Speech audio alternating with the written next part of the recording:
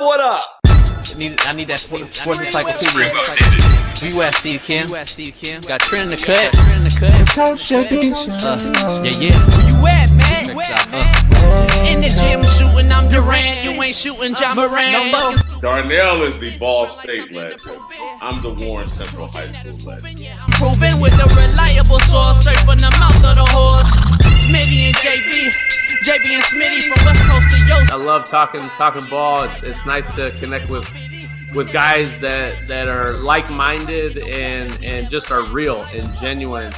Better stay in your lane. How did you? You are fucking insane. Dude, what? You just will not give this guy his flowers. What is wrong with you? Oh, you must have thought I was a bitch. I am him. Use not it. What's the topic? With your logic when I flow. Spit Komodo. How it's talking. Got to get back to letting the baby cry a little bit to see if they can soothe themselves. That's a bar. Issues get pressed so past it don't get sacked like bags and baggage. Smitty and Jason Brown killed it, yeah, it's a rap. We what the game's been missing, we switched it and filled the gap. I identified him after his third fight, and I said that guy should be a star. I'm so proud of the show, bro. The gap. Smitty and Jason Brown. To the Coach JB show.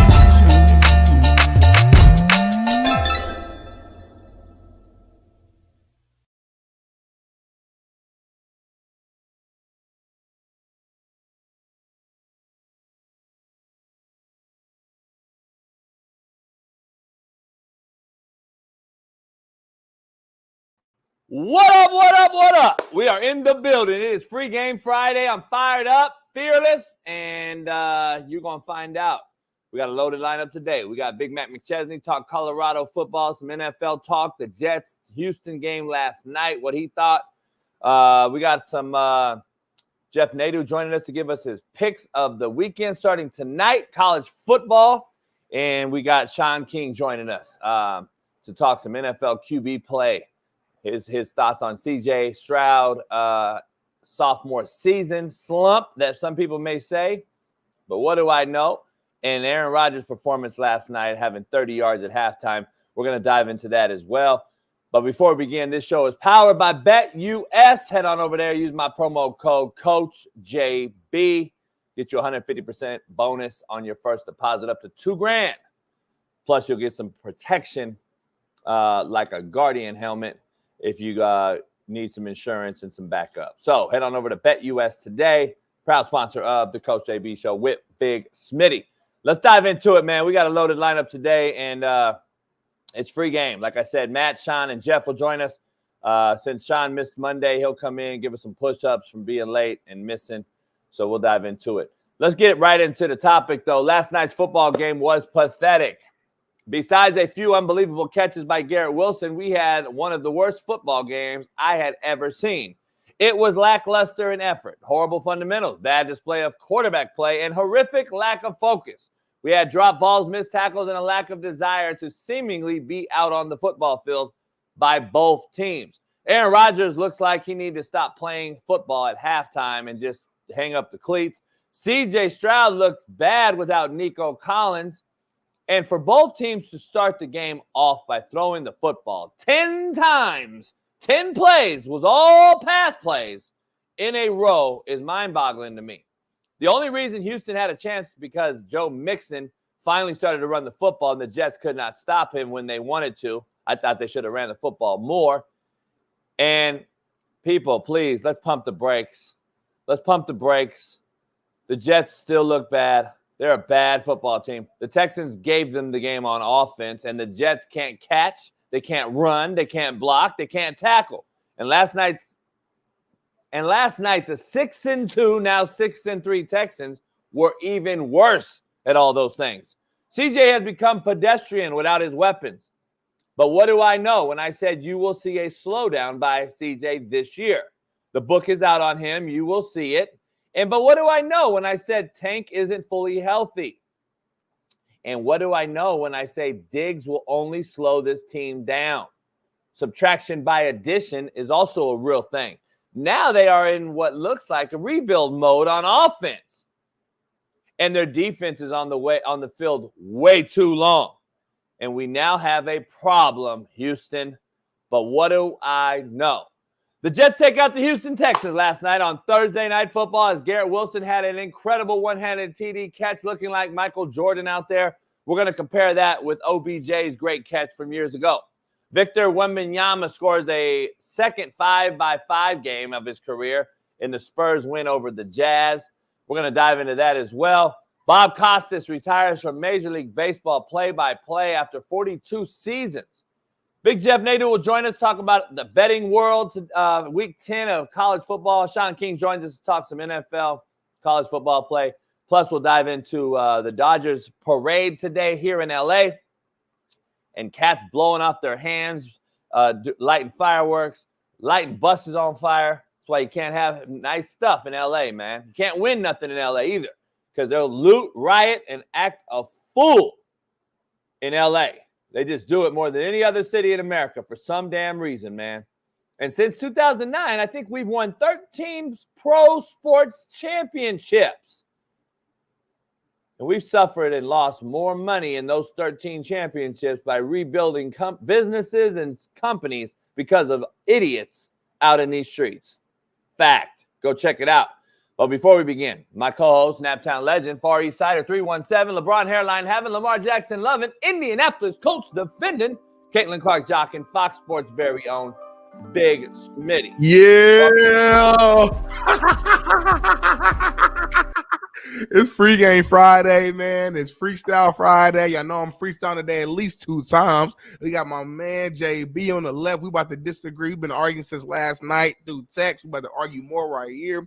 We talking about everything: sports, life, relationships, sports betting, race, politics, left and right. Everything. We got my man Connor Slock in here. We got Quan Zito. We got Kobe. I ain't talking about Bean. We got Eric Sugar on the rim. We got Keith Smith, my cousin, and Jesse Hoskins. And we got Bailey in the back on the 1s and 2s. This is the best show on planet Earth. If you ain't hit the like button yet, then I don't know what you're doing, what you're waiting on. The best time is right now. Tomorrow's not promised. Yesterday already happened. But right now, you have full control. Hit that like button on 3. Hit the like button on me. 1, 2, 3. Boom. JB, how you doing? Stop saying Keith's your cousin. I can say what I want, homie. Darnell, stop saying that. Because Matter of fact, Jason, I'm going to start you off like this. He's not your cousin. I'm going to start you off like this, Jason. If it's beef, then it's beef. I'm going to come right at you. Have your face looking worse than the D-Wade statue. I'll blow your nose off your face like I said I chew. Black and blue. That's the way that I see you. Stub you down, leave your ass in the ICU. That's the way I'm starting things off right now. I'm gonna keep it cool right now. I'm gonna keep it chill. Shout out to everybody dropping dimes in here. Appreciate you, Bear and Boy. Yeah. Everybody, we already got some super chats going. Matt Clark, new member. Shout out to you. Yeah. Welcome to the realest show on planet Earth. Let's get to $1,000 today. Let's do it. Let's break the record. You practice that in the mirror today? Nah, it's on top of the dome. Sounds made up. Top of the dome. Why? Because it was so good? Nah, I just... You're funky, homie. I didn't really listen. I heard the D-Wade thing, and then I was like, all right, cool. I said black and blue. That's the way that I see you. Stub you down to the ground, leave you in the ICU. But They're not coming like that no more. Same words, though. I get what one means. Okay, all right now. I'm about to Same ICU, same thing, though. It's not really a rhyme. It's just repeat. But it's used in a different way. It's like you're squatting, homie. When you squatted that day, it's not really, to me, I wouldn't even have counted it if I was your coach. But you still think it was legit. We'll always disagree. You was a strength coach at your school because you had to be, because you had no resources, but you're not a real validated, verified certificate type of coach. You just was out there from hood shit. Don't need to be. Good job, bro. Good job. Don't need to be, but I knew more than your guy. No, you did. Jay Philly is a beast. Stop. Don't disrespect Coach Philly ever like that again. That's my guy. I'll call him right now. Stop playing. Go ahead. Quote of the day. Let's get it right into it, Smitty, because we got a lot to discuss. Brought to you by Bet US.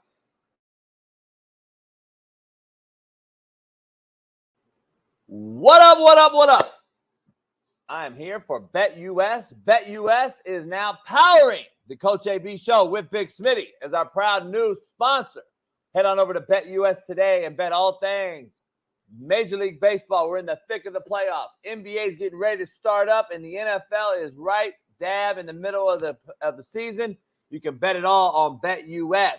Short, fast, skinny, tall, they bet it all. And make sure you use my promo code CoachJB and get you 150% off, up to $2,000 on your first bet and up to 125% off on your second and third bet if you choose to do so. Plus, you get insurance protection and gambler's protection on both second and third bets. So make sure you head on over to betus.com, use my promo code CoachJB, and make it happen. BetUS, the best offshore book in the business. Head on over there today. Is that proud new sponsor of the Coach AB Show with Big Smitty. BetUS. Go check it out. Peace.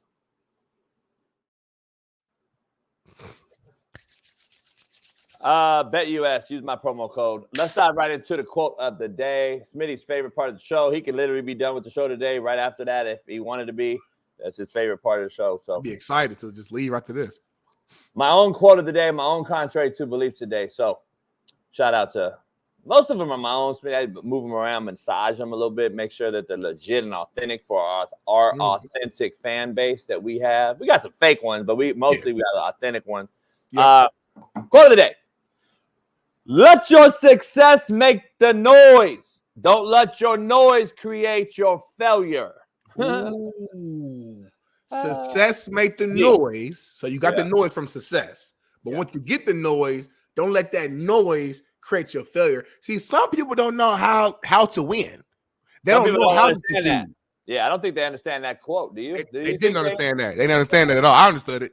I don't think you do either. Let your success make the noise. Don't let your noise, all you talkers out there, create your failure. Every day I see all you motherfuckers talking. That's all I see you do. Talk. And you all fail. You all failures. That's deep. But the successful cats, you don't really see out here just talking at the bar to a broad, talking about how many cars he has and how much money he has. Like, you don't see it. Just telling you. I don't know. I only do it when the dick's in you. What you be saying when you be what you be saying when you be in that position? I don't be in that position. I'm just saying, what you be saying when you be, you know what I mean? Yeah. Like, I'll be in that one. Huh? You be dirty talking to him? I'll be in that one. Contrary to belief, brought to you by Prize Picks. Head on over to Prize Picks. Use the promo code CoachJB. Smitty, let's get calm, cool, and collective again. Prize Picks. Contrary to belief. Everything changed the day I decided that you were my lesson and not my enemy. Damn. Contrary to belief. A lot of times in life, we go through certain battles, and certain people will enter your life for a time frame or a period. It might be 6 months, 3 months, a year, 5 years, 10 years even. And then they leave, and then immediately your emotions are so ramped up that you think that that person's your enemy. But in reality, God put that person in your life to teach you a lesson in order for you to grow. Things have to happen to us as human beings for us to grow. We don't just grow naturally. You got to put water in. You got to put some sunlight. You got to do something to get that plant to go. We are the plants, and the stuff that happens to you in life is the fuel, the water, the sunlight to allow you to grow. I love that, JB. That's top 5 for sure. I forgot it now because you gave like a huge deep talk about it. Now it was deep though. Like, I feel like that needed more explanation. Everything changed the day I decided that you were my lesson and not my enemy. Explain it again. Huh? You know what? Oh, that's cool, but fuck all that. The doc is here. And this is one of my other favorite segments. Dr. Jesse Morse, who comes on this show, gives the full exclusive breakdown to help all you DFS users and gamers or whatever, fantasy guys in the chat, who to start, who not to start. So bring Doc in right now. Dr. Jesse Morse is in here, and I know he's not in here yet. Give me 1 second. Right now, he's fixing his suit, he's fixing this tie like Mr. Rogers. He getting left foot on, right foot on, and he gonna jump into this thing locked and loaded and ready to go. When I rap, I go. It's like I flow. I say Friday, so my head is going everywhere, JB. I might rap 3 times today. I don't even know. Let's do the poll question while he's getting his video cracking. Poll question real quick. Was Garrett Wilson's catch better than OBJ's? I'm gonna say no, it wasn't better. Ooh, look at that. Damn sure close. It's in the, I think it's in the same, like it's neck and neck. It's like right here. It's right. Only reason why I give OBJ is a slight edge. If you remember that full play, it was pass interference on that too. Like him and Buddy was battling. The DB was grabbing him. OBJ was losing his balance because of the pass interference. And at the very last second, he gets his hand back and catches it with 3 fingers. Now, the thing I do like about the Garrett Wilson catch, though, that people who didn't play the sport probably wouldn't understand. He caught it with the wrong hand, so to speak. Because, listen, we can all catch a ball probably one hand. You probably did in the backyard before or whatever. It's easier to catch it with this hand when the ball is like falling into that hand. It's easier to cuff. Garrett Wilson did it with the front hand where he had to grab it like this. And people who play ball, y'all know exactly what I'm talking about. It's a different type of catch when you have to do it that way. I mean, look at this. Like he took it out the air, and I don't know if people understand how hard that catch is. That catch is hard because he's going towards his left and has to turn back with his right hand and catch it that way. So I don't know if people realize how hard that is body mechanically to adjust your body to catch it back with your right hand. Because it's almost easier to catch that ball with his left hand like this. If you were just a common fan, he had to go this way and blocks out the defender. In OBJ's case, he catches it at the pylon.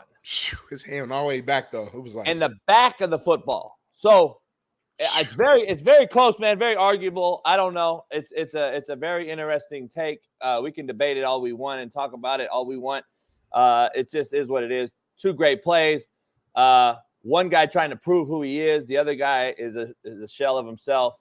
He had that great catch, a couple great catches in his career, and really been riddled by injury the rest of his life. So it's unfortunate. Super Bowl champion. He was really good for your Rams. Probably would have won the MVP if he didn't get hurt. Yeah, he got hurt. I mean, that's my point. He always was hurt. But even that first drive, that first score he did, like that helped y'all win the Super Bowl. Contrary to belief. So. Yeah. Dr. Jesse Morse is here. Let's bring him in. I know his time is limited. He's going to give us a Friday update on your NFL DFS stars and who to pick and who not to pick. Doc, what's going on? Good morning. I wish I had the talent and skill to do what Garrett Wilson did last night. No doubt. What was a better catch to you, him or OBJ? OBJ's just had a crazier arc. So I think, it's hard to – they were both incredible, right? I mean, OBJ caught it like he was throwing it. Yeah. Right. Look at Wilson's was like a fingertip or – maybe, he caught another one earlier in the game that was pretty fire too. But both of them were just silly. I mean, we can appreciate both. They're both semantics. The energy of and just kind of momentum of OBJ is probably more significant because you can see that Wilson was kind of split, so he could still kind of balance. Yeah, OBJ didn't have any balance at all. He just kind of pulled it and managed to stay in bounds, which is crazy, but. Both beautiful, and Wilson, regardless of Adams is on or off the field, continues to ball. Yeah, no doubt. Devontae left. It came back and caught a touchdown. He left. It looked nasty. I thought it was. I was like, holy shit! I didn't know what he had originally done. But he was gone for 20 minutes. What does that tell you when you have? Is that to break down so we're clear? Is the off-site neurologist? Does he go back into the room there with the doctor on the team, and then they say, okay? But I've never seen a 25, 30 minutes. Yeah, that was. I was really surprised he came back. I was doing something. I came back, and I was like, wait a minute, he's on the field now. Yeah. So I assumed he was pretty much done for the game.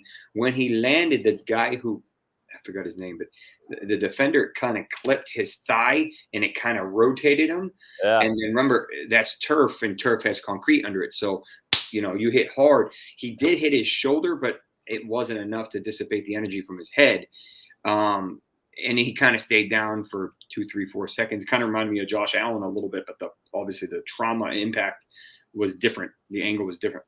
Doc, as soon as it happened, Smitty, as soon as he's doing it happen, I'm like, oh shit, here's MetLife again, because that's the field. Like that's the field where it all happens. They got some bad juju in that field. God but damn.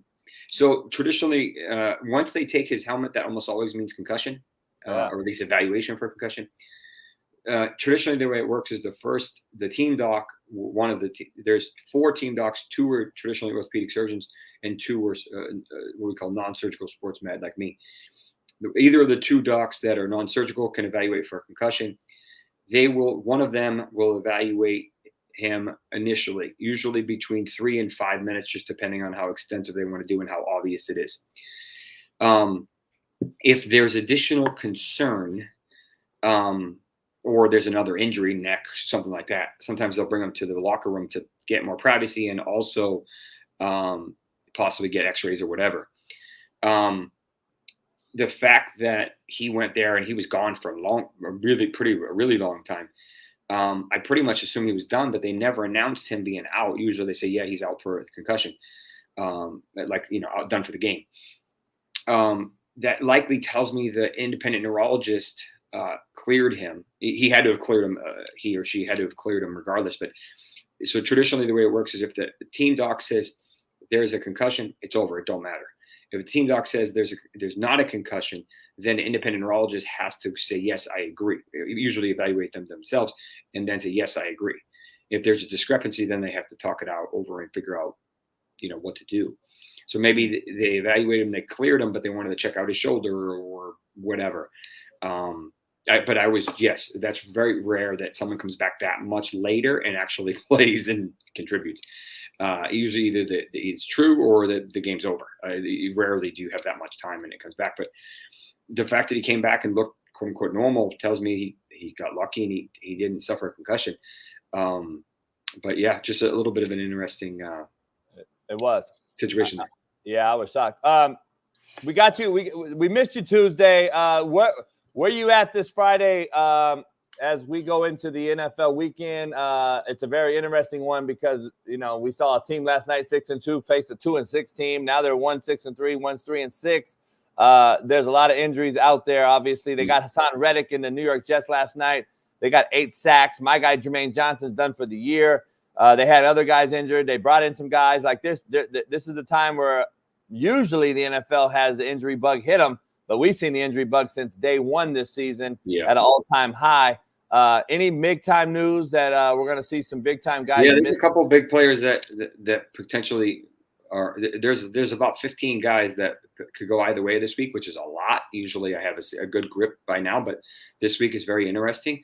Lamar Jackson has not practiced yet this week. They initially called it a rest, but you usually don't rest back-to-back days. They put him on the report with a combination of back and knee injuries. We have not heard a single thing besides the fact that he hasn't practiced. That's all we know. Is this the same knee as a couple of years ago, which was with PCL sprain? Is this a new knee, a new issue, new part of the knee, different knee? Is it mild, moderate, severe? What's up with the back? Is it just sore? Did he have is there a disc herniated? Does he have a strain? Like, is he have sciatica going down his leg? Like, what's going on? There's a lot of variables here.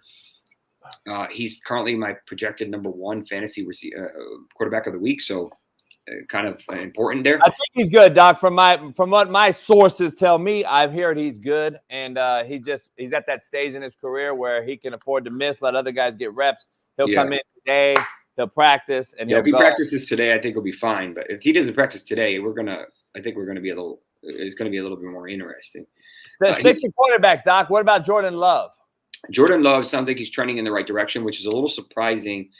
But there's 2 reasons why. One of the reasons he should quote unquote miss is because they have a bye next week.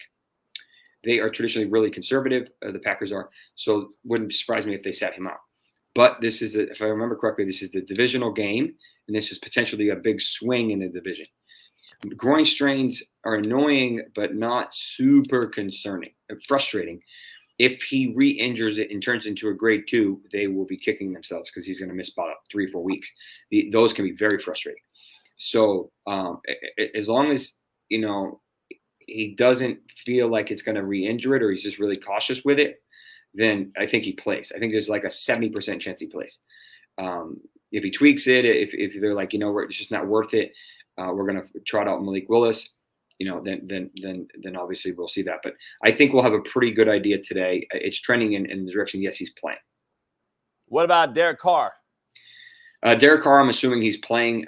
He's pretty much, been practicing in limited capacity the past couple of days, and he's trending in the right direction. I don't have any other reason why he should not play this week. As with Jared Goff, who had a minor ankle, he'll be fine. Drake May, we're still waiting on concussion protocol. Aaron Rodgers got banged up last night, as per usual recently, but managed to pull it off and look pretty good. Andy Dalton, I don't know if they announced who's going to start this week. Andy's back on the practice squad back on the practice field after spraining that thumb secondary to that car accident last week. He doesn't have a whole lot of receivers that are elite anymore. Jalen Coker did something that was super surprising. In the first, this was from a guy on Twitter, FUSUE, I believe is how it's pronounced. I read it this morning and I was really surprised. There's only been 4 wide receivers drafted on day 3 since 2006 that have posted a wide receiver score grade of 80 or higher over the first 8 weeks of the season. Puka Nacua, Tyreek Hill, forgetting the third one, and Jalen Coker was the fourth one. Stephon Diggs was the fourth one. So that's some interesting territory. Okay, maybe Coker is legit.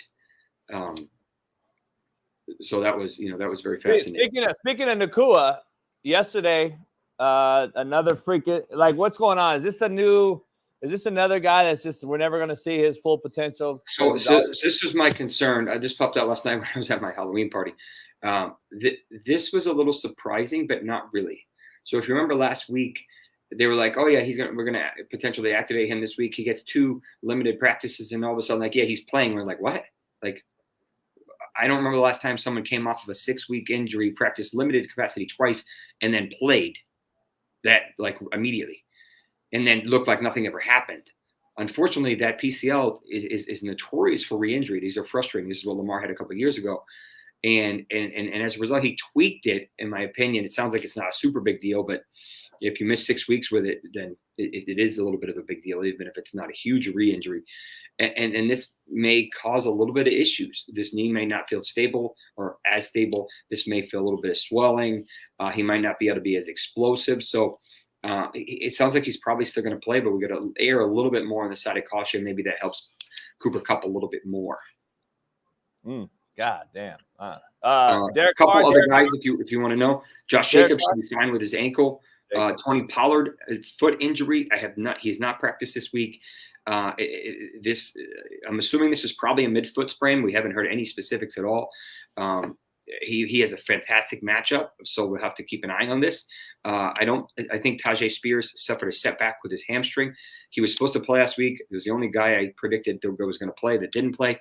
And then he did not practice yesterday, which is the opposite of what he had been doing. So, I don't know. The other, we'll have to see about that. So I don't know where they're going to go with that situation if Pollard and Spears are going to be both out. We'll have to see.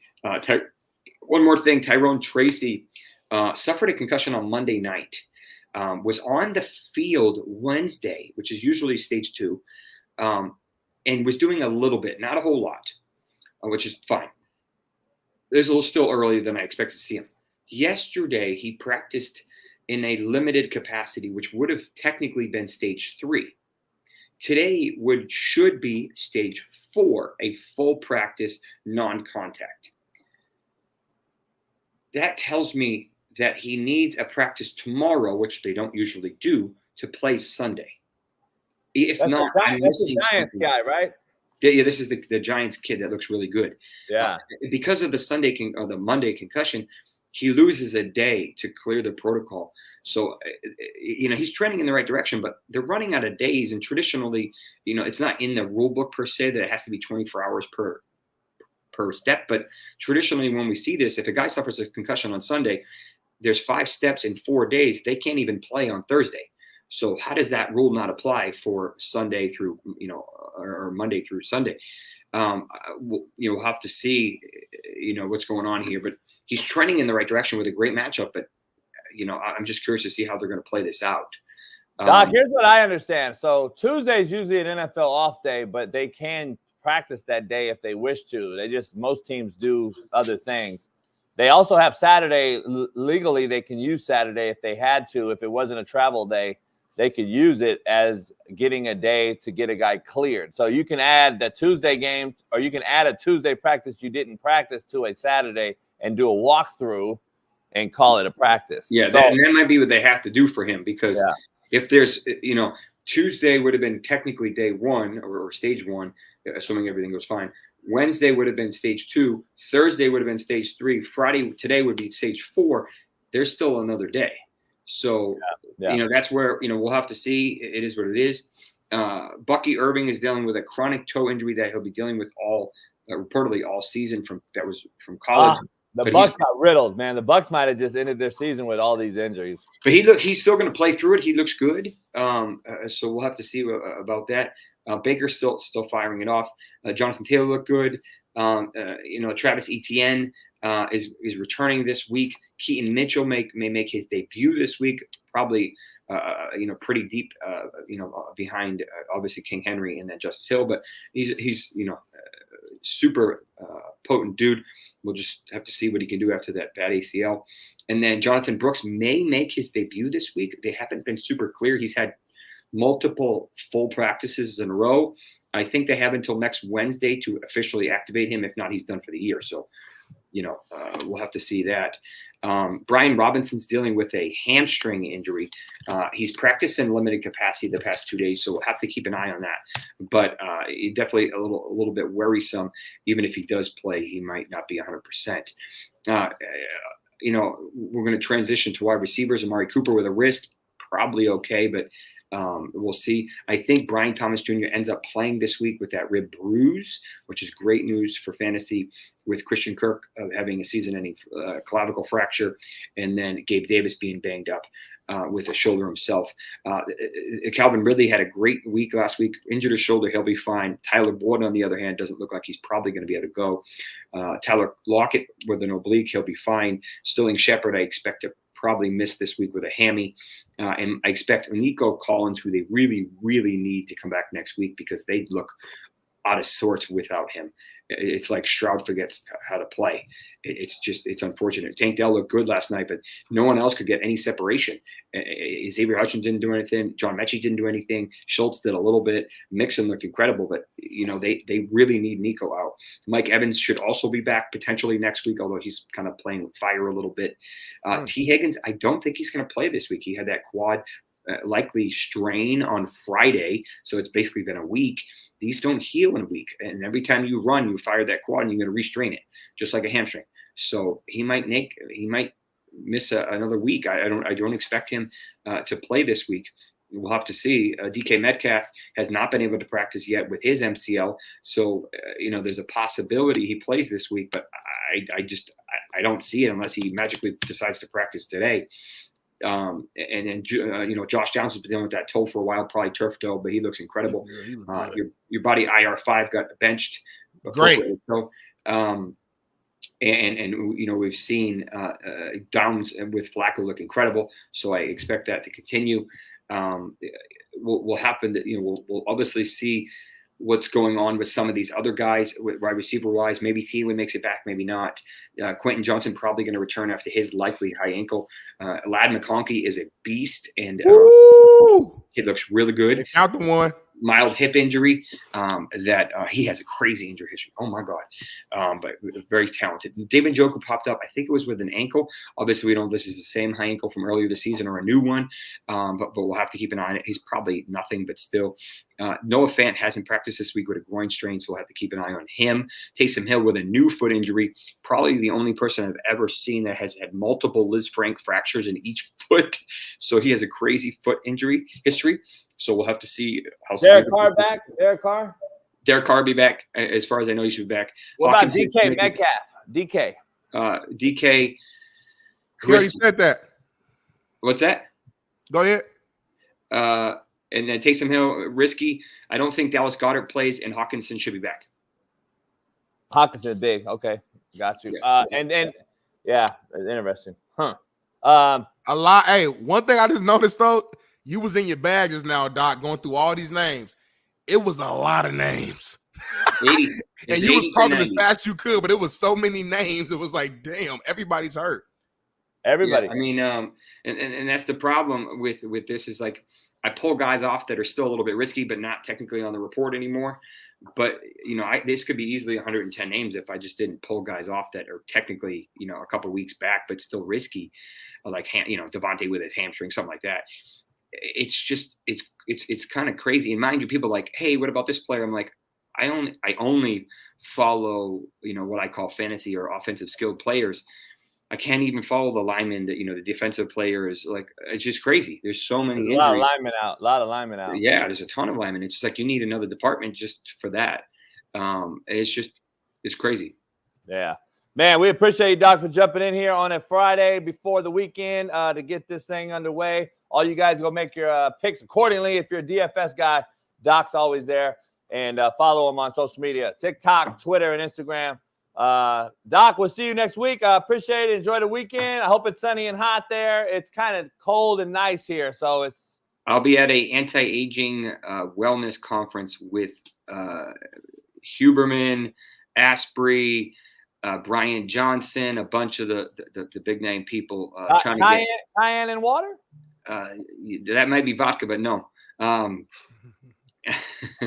Rodgers said cayenne and water. Hey, it worked for him. I was gonna say it worked last night. Yeah. My supplement has a version of cayenne in FYI.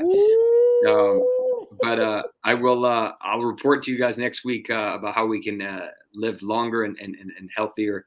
And we got to break down your meds. We got to break down the pills you sent me on Tuesday. Yeah, those are some unnatural anti-inflammatories. I know, because you didn't give your address. I didn't get anything. Yep. We'll talk about it in due time. All right, bet. I'll see you next week. All right, then, Doc. Dr. Jesse Morse, man, he went through 109 names just now. Rapid fire. 111. Everybody hurt. 112.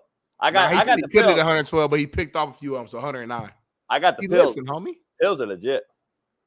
You been taking them? Yeah. Oh, Zivic, homie? No. That's like you lose so much weight. 3 twice. I still don't know what that is. 3 twice a day. 3 pills twice a day. So 6 pills from what he sent. He sent me a big thing. He's got his whole Morse medication. Like, he's got a full on, like, real deal, like, FDA approved. Like, he's got real shit. That's just Morse, man. You're missing out on it. I'm typically more of a natural cat. You know what I mean? I kind of just, That's what this is. It's all natural. Yep. My thing is this, though, man. It's Friday, JB. What that mean? It's just the best feeling, like when it's Friday and it's like, man, like this is our last show of the week. Oh, I gotta leave early. Me too. So we gotta leave the fans. You can't leave early though, because you gotta run the show. I gotta leave early, get in the car, and then I'll hop back on. I gotta leave at 8 because we gotta lead the fan with something just great. Lead the fan. You're not leaving at 8. Just make them want to miss us and make them can't wait for Monday. You know what I'm saying? You're not leaving at 8 though. You're not leaving at 8 though, because I gotta leave at 8:30. So you gotta. Well, that mean Bailey gotta run it then. Nah, from just with a screenshot and he's in the back. Yeah, I mean, yeah, like audio, yep. Well, no, because we'll have Shaun King will be on. It'll be Shaun King and Bailey. No, you'll be here. I'll be in the car. I'll get on the car. I'll tap in with you guys. I gotta go to the Yacht. Hey, I'm gonna speak for all the fans. We so tired of hearing about this damn Yacht every fucking Friday. Every Friday, I gotta go to the Yacht. You gotta. It's something. It's elite. It's cold. You know what? Every damn Friday, you got a job, homie. Come on this show. What is it? You know what it is today? Fucking Anchor. The Anchor guy. Hey, break out another 1,000 is what BOAT stands for, homie. So listen, man. Me and my boy were dropping Anchor in, and these fucks who sold me this yacht. You know, you buy a yacht, it's got the anchor all rigged up, and you think it's fine. So we dropped, I got a switch, a toggle switch. So we dropped the anchor, homie. That motherfucker just dropped, and everything just went straight in the water. Bloop. And it was on this much chain, Smitty. That's insane. So it was for show. The motherfuckers gave me a show chain that just looked good. It looked like it was in there. And the whole thing raveled up inside was gone. It wasn't even there. They didn't give me no thing. So I called him motherfucker, cussing him out, of course. Me, nice guy I am. And so they bring me a new anchor, bring me new chain, all the shit, but then they hook it up wrong. So now it ain't working. It ain't grabbing. You pay for what you get. You are a hustler. I give you that. But you always trying to pay, find a guy they'll do it for cheap. I already spent a lot of money on the yacht, homie. It's supposed to be done. Well, you must have bought the yacht from somebody from the hood or something. That's why. I know. That's a real yacht. Hood people don't have yachts because we don't have to take care of it. Now I bought it from a real yacht dealer. And by the way, so they're gonna come fix the anchor today. I got to do that. Then I got a little electrical issue. I keep running into problems with the battery, so I'm gonna hook up another battery to my sound system. As you know, the sound system on that thing is crazy. Great. It's crazy. So I gotta hook that up to a separate battery. I'm drawing too much from my other 3 batteries. Thing's got 4 batteries on it. You know how it is. It's a yacht, homie. Welcome to the yacht club, huh? Break this. Let me see. Hold on. Break this. I just saw some. Break this down real quick. KCBD. I blocked him yesterday because he mentioned some old bitch ass shit, and then he said, "Oh, I didn't mean to offend you. You don't offend me. You just say bitch shit. Like bitch shit just gets blocked in this chat, and then you're a Chiefs queen boy, so you got a double-edged sword going." But he wonders why he's blocked. Like, all he does is talk shit because he's a fanboy. By the way, when you reference the Chiefs as we, stop. They don't know you. They have no idea who you are, homie. Stop saying we. We're going to win another. Like you French, homie. We're going to win another one. They don't know you, homie. You're a nobody. KCBD. Hey, please, why you be calling people nobodies, homie? I never asked you about that. They are, man. Hold on. Call somebody that nobody is. Yeah, they got it. Think about it. Yeah, you break it down. It's damn near crazy. Like you a nobody. Oh, it is. I love it. It's fucking my nobody new cares thing. about you. I got it on a t-shirt, homie. It says on the back of it, "You are a nobody." Like, it's really, seriously, that shit is really offends motherfuckers too. Like when you think about it, cats be mad at me, homie. Like, it's hella like. That's worse. That's worse. Call somebody like a B word. That's worse than calling like you a nobody. Yeah. Like damn. Yeah. Like, and then if you're a bitch ass nobody. Oh my god. Oh yeah. Hey, I'm telling you, nobody is like. I'm telling. It's starting to offend. It's starting to offend a lot of cats. I love it. I be pissed. I ain't gonna lie. You got people in the chat probably. You know they're not as mentally strong. You call them a nobody, JB. You don't know what can happen tonight. Oh yeah. Hell yeah. Huh? Hell yeah. I look forward to it. I look forward to that shit. I actually look forward to it. Yesterday, I had some cats show up at the thing. I got a sign on my door. I said, "Don't fucking show up." Bailey, I don't know if you can screenshot that text I sent you guys in there and maybe show it, but make sure there's no address across the street showing. But I screenshotted a camera picture to show Smitty so he knows I was serious. I told people don't show up to my house for candy, homie. What'd you witness, Smitty? What'd you see? It was a young brother, probably 7 years old, got his little costume and on. a mama. Yeah. But the first picture I saw the brother, but then there was the mama. He might have had a sibling with him. It was a young black family, all in good spirits. Probably their second Halloween, really being outside trick or treat. They see this beautiful home in the neighborhood. They figure, hey, why not knock on the door and get some candy? This dude, JB, got a sign on the door, man. What did it say, JB? What the sign say again? What the sign say, homie? Get the fuck away. No to candy a little here. Kid. Well, I mean, I didn't say to come to my door. Dogs barking. He got Ash at the door going crazy, scaring the kid off. I said, oh, my God, man. I didn't say come to my door. I didn't pick who came to my door. White, black, brown, green, yellow, fat, short, skinny, tall. I just put a sign up. Don't fucking come to my door. I said, get the fuck away. No, if it was a white kid, you would open the door, though. No, I was in the lounge at AE watching the game, smoking a stick, sipping some yak, and I didn't have time to go out there. Ash was the one going crazy. So I told him go outside. I got new drains put in, so the cement's still a little wet. So I can't let Ash keep going in and out. So it's like, so the picture I showed you, Smitty, was the lady, the mama was didn't realize, and she looked and saw the sign, and then I caught her mid-act, like about to knock. And then she stopped. Oh my God. I can't even like look at it. I feel so bad. They got their full like Luigi and Mario fucking Mario Kart outfits on. And oh my God. Why would you even have that sign on your door knowing that little kids ages 5 through 10? By the way, that's a personal sign I had made. It says, "Do not knock or ring the doorbell. I will fuck you up and all hell will break loose." That's what it literally says on there. And then I put a thing, "No fucking candy."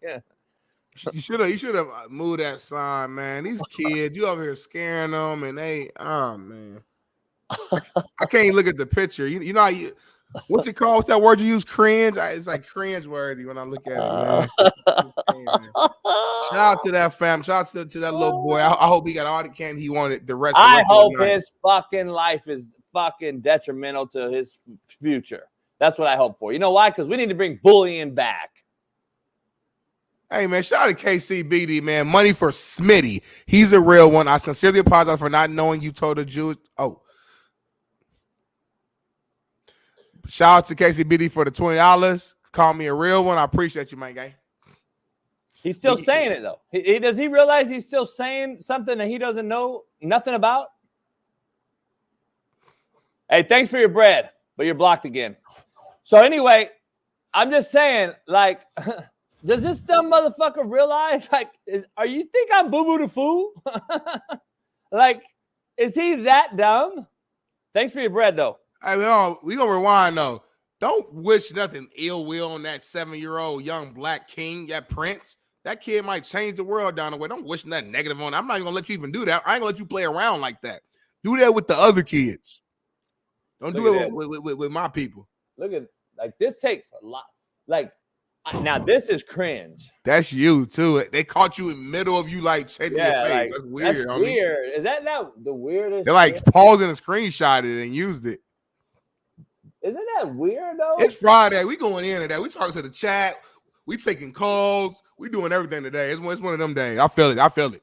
Like I don't know if I can live with myself. If I took a screenshot of another dude, grown ass man, right? And then I watch his show every day, and then I sign up to get in the chat and use his face, and then I put it to my profile, and then I show him eating some barbecue. And then I show it as my profile picture. Right. I would just off my motherfucking self. Smitty, I just go in the back and pull the fucking gauge out and sit it between my legs and just go, bah! You know what I'm saying? I would do that if I was this guy. So I'm serious, homie. Like, God damn, is that not embarrassing as shit? I would off my motherfucking self. Seriously. I would just off myself. He keeps saying that. Smitty, wouldn't you just off yourself? Damn, man, I don't. The fuck? What happened? Fucking. Hold on real quick, man. I don't understand, man. That's why you can't live in the hood, man. There's always stuff left and right. I'm over here hearing gunshots early in the morning. I'm sorry, y'all had to duck down from the window. People out here, I heard some shots early in the morning. So that was old boy. That was old boy. Man, but we good though. Let's keep this thing flowing, keep this thing rolling, man. Hey, election day is next week, y'all. No matter who you voted for, make sure you have a plan to vote, man. Voting is important. I know everyone has their conspiracy theories and thinks that their vote doesn't matter, but at the end of the day, none of us really know. We don't know. Like, don't just make it up and say it. We don't know. So go here and vote. At least cover your bases. Vote for who you believe in, whatever side that is, and let's move forward and let's try to change the country for the betterment of all people, man. That's really what we want. All the divisiveness, the arguing, the left and right, all that. At the end of the day, we all want to grow as a country, better economy, better healthcare, better just everything, man. So like, let's just do it together. We're stronger together. White, black, orange, blue, green, and red. We better together, y'all. So go out there and use your power that you got. Go out there and vote. Because back in the day, a lot of people couldn't vote. So use that power to go vote, man. Do your thing. Are No you matter what voting? side you on. Are you voting? Yep. So You are going to vote. You didn't know Yeah. if you were earlier. You didn't know if you were going to vote. I didn't know. But I'm gonna go ahead and vote. But let's keep this thing pushing. Let's keep this thing moving, man. So What are you voting for? next topic, we got Who are you going to vote for? it's a video, man, of Jerry Glanville. I don't know if you know this cat, JB. He's 83 years old. I know Jerry very well. I got his personal cell phone. So, man, yeah, perfect, I do perfect, know him perfect. very well. He's currently an assistant coach at Northwestern Oklahoma State. And it's a video of Peter Schrager, my guy, NFL Network / Fox, asked him why he's still doing it. And his answer is amazing, man. Check this out. Jerry, you're in Who are you voting for, though?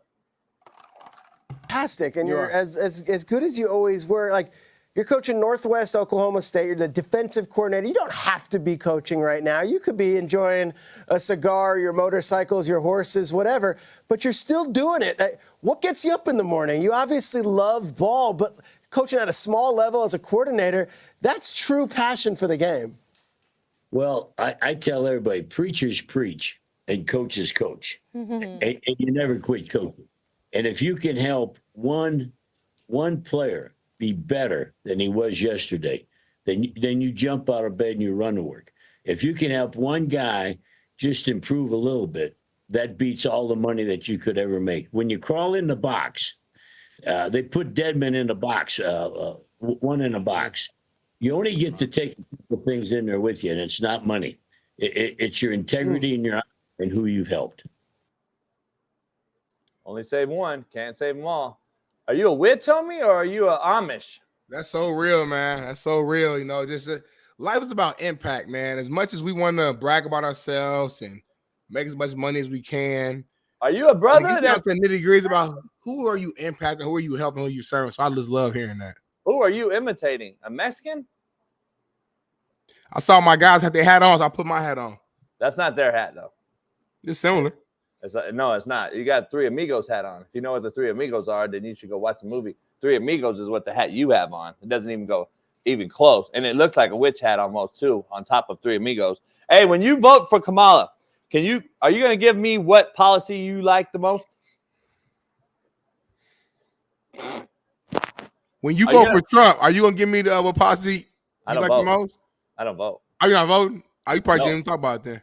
Let's Hell keep no, it moving though, man. Let's go ahead and go to that next time, man. Yeah, we going back-to-back videos, JB. I love this, man. So your guy, I know I can't wait to hear your opinion on this. Dan Orlovsky, ESPN guy, is kind of under fire, I'll say, for a comment he made on air yesterday. Listen to this. Questions, okay? Yeah. And I probably shouldn't ask the first one, but I'm gonna ask it. Yeah. And I'm being dead serious. Oh, no. We just had this. Why do black dudes smell better than white dudes? Oh. Didn't you put off the smell? Didn't you have the comment in the summertime? You don't shower as frequently because you just jump in the pool. Like Stephen A. smells like You're not hearing a black guy say that. Smells good. Like That's part of the sexy. why? But that's the thing, though. That's the thing. Why is that? Well, you know, bathing has a lot to do with it. No. You understand? Step one.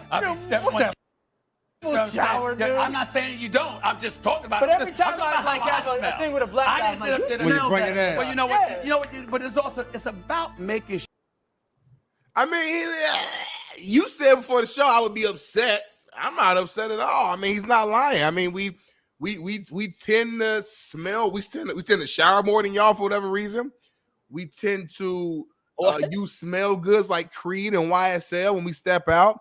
We dress better. We walk better. Our dick's bigger. We're stronger. We're faster. We jump higher. We're more athletic. We look better. Our skin's better. Like, that's just what it is. And, like, you know it. It is okay. But folks on the topic at hand, why do we smell better? Is because we care more about our cleanliness, unfortunately, than your side does. It's just facts. Little thing. We wash our hands more often. It's like black people, we are super, like we are nuts when it comes to being clean. Make sure our hands is clean. We don't drink after people for the most part. We don't put dogs in our bed and kiss the dogs in their mouth. We washing our hands. When we use the bathroom, we washing our hands when we get done every single time. White people, I be at work and you would be surprised how many of these white folks will go in there and pee and just walk out. Or they'll do this. They'll see me washing my hands. So they feel obligated to fake and do it, they'll turn the sink on, put their hands under the water and then walk out. That's not washing your hands, homie. You ain't do no soap, you do no scrubbing, you do no rubbing. So we just built different. I don't know why. It's not a shot. In my 30 years of experience, I've witnessed us caring more about our cleanliness and how we smell than the other side. So what he's saying is just a truth. Shout out to Dan Orlovsky, a guy who's a knower of all things football, played quarterback at a high level, a guy who I'm gonna get on this show one day because he's a fan of mine as well, and I agree with him. Everything you said was a lie, but fuck it. Let's keep making up shit. Dan Orlovsky's cringe as fuck. Did you see the video? He's literally wearing the pants is so tight that it looks like a paw print is showing. Have you seen this motherfucker's video? He is in some tight ass high water pants with some flip flops on at his house, and he's talking about some weird. He's got his laptop open, homie. Holy fuck, Dan's losing it for me, man. I don't want him on the show at this point. He's done to me. I can do what I want to do though. Like at the end of the day, if I want to bring a guest on the show, I can do that. Dan's done to me. Dan's dead to me. But you know what? Since you said that, I'm bringing him on now. I'm bringing him on. I won't let him on. It's gonna be a surprise. I'm gonna talk to Bailey on the side, but Bailey's gonna know. I'm gonna know. You're not even gonna know. I won't let him on the show. He'll come on and I'll literally delete him from the thing. Just telling you. By the way, you all don't smell better than us. It's not even close. JB, take yourself out of yourself for a second. Don't personalize it. Think about just close your eyes and just think real quick. I have. Trust me. I'm the guy that can speak on it. So you're telling me I'm the best of both worlds. Remember? I'm not talking about you, JB, but I know. You telling me this. You telling me that overall, your experience of life, that white men smell better than white men. JB. Well, I don't smell men. I'm not saying you walking around just That's why it's a moot smell point. what you smell, homie. That's why you it's a moot that point. Creed, you smell that Gucci, that Louis V. You smell that. That we made. White people made it. No, y'all didn't make it. It was the foreigners made it. Contrary to belief, homie. No, we made it. But anyway, so y'all wearing what we made, and then you want to talk about who wears it. I don't care if you wear Gucci, homie. That shit is gay for me to go up to you and smell you. Dan, why are you even smelling men, homie? Why are you even smelling other men? And by the way, I don't wear too much cologne. You know why? Because I smell good. You cover up your asshole when you wear cologne, smelly motherfuckers. So just so we're clear, you spray a bunch of Gucci on because you motherfuckers stink. And then you talk to me about I smell good. Motherfucker, you smell like weed. You smell like fucking must. You smell like, don't just bring white people into conversations, Smitty, when you go downtown and see all them white bums down there and tell me that they smell. Because there's a white bunch of bums down there that smell don't mean it's all motherfucking white or black people. I ain't talking about no homeless, homie. Get the fuck out of here. We are more clean than y'all. That's a fact. You know that. You've been in the locker room, homie. Exactly. White folks don't be in there showering to the level that we be showering and cleaning. Y'all don't even use fucking wash rags, homie. You wash your hand. You wash your body with the soap. Smitty, y'all don't use wash rags. Y'all scared of water. Y'all don't use wash rags. No, we don't fuck with oceans and salt water and that. We love showers, homie. Y'all scared of water talking about you smell better than me. We mess with ocean water, homie. The dirtiest, nastiest water known to man and women. We love a shower water. You don't use a towel, homie. Why y'all get ashy? Because that's how our skin works. We put lotion on, and the lotion smells good. That's how we smell so good. We take a great shower. We use a fucking towel. We use a fucking towel. You don't use a towel. It's been studied. My skin is. I don't need lotion. I don't need lotion. I don't get ashy ever, homie. I got your the best skin don't glow like mine, though, homie. You ain't got no melanin. You pale. You look like a ghost. I got the best skin and blood. You don't have the best skin ever. That's not impossible, homie. Ain't no woman ever looked at you and said, "Ooh, I love your skin, Jason." They ain't when you'll. I wish I could show you what's happening here. Kind of scary, homie. I don't know how to. My fucking light is just like weird. Fuck. If I get sucked out of the screen, homie, call somebody. I'm not calling nobody, man. That's the Lord. That's the Lord's work. Why is it a Lord, homie? Because I'm telling you, JB, when you live your life wrong and you treat people wrong, and you talk down about people like Gorhan, and you don't let kids come to your house, and you got crazy signs up front, and you being disrespectful. Hold on, what I do, man? That's what I'm saying. What I do about Gorhan? My lights are perfect over here. Wait, what I do about Gorhan? You just you be offending them. Who? You be going in on Gorhan, bro, calling him all types of words, and don't hold your laugh in. Don't hold your laugh in. I'm not holding my laugh, homie. Start none won't be none where I'm from. So you can all see it's crazy. You know it's crazy. People something wrong with them though, JB. I don't care. People start shit, right? And then they use this as a crutch, like, oh, don't talk about me. And then that's how we start talking about like other races and other people. So some people can come out and talk about another person, it's okay. But once you bite back and bark back, then all of a sudden, motherfucker want to cancel a motherfucker. Don't start none, won't be none. That's how I live, Smitty. So if you want to come out and talk about y'all smell better than us, I'm coming at you. And then tomorrow, Ryan Clark will use it as racism. Shout out to 5 Hour Energy. So let's dive into it's 7 o'clock. We can dive to a commercial, homie. We don't do commercials on Fridays, homie. I do commercials. I'll just walk up, motherfucker. You didn't know that? Did you not know anyway, that? I guess we'll keep it flowing because my guy, the man of the hour, Colorado Buff legend, O lineman, D lineman, coach, mentor, recruiter, all in all, businessman, entrepreneur, one of one, the tatted one, the ponytail or the bun one. My guy, Big Matt McChesney. Bring him to the show. What's going on? What's good? Happy Friday. Happy Friday. Looking like Men in Black, looking like Blade with the glasses on. We locked and loaded. Thank you. JB's house right now is haunted. His light is flickering. He's scared. There's a lot going on right now, Matt. Blade is black. Blade is black. I was fucking glasses, homie. I know what Blade is, homie. So you got to get off it, homie. Hey, Matt, he just said that white people smell worse than black people on the racist show in America, the most racist show in Play America. the clip for context. Don't just do it. Play the clip for context. I'm tired of Dan Orlovsky. He doesn't get an invite on my show anymore. Fuck him. So I've told him personally, fuck him. It is what it is. White people don't use washcloths. Feels like I'm washing my face with my feet. hey, that's the crazy part. Washcloth, like you all wash your balls and then your face. No, we don't, homie. Yeah, you do, I know homie. you know what you're talking about. We go face. It's an order. Face, neck. We go down, up, top to down. And then, come back up. And then tomorrow you use the same rag that you Homie, forgot go the get order new about. towel. Go get And new that, towel, and he homie. forgot the order yesterday. He forgot the order of that shit rag that he wiped his ass with and starts with his face again. We get a new towel. No, you don't. Or most people, we have two. You have a face towel, you have a body towel. You don't even use the same towel for the face. By the way, they're called rags. First of all, they're locations. rags.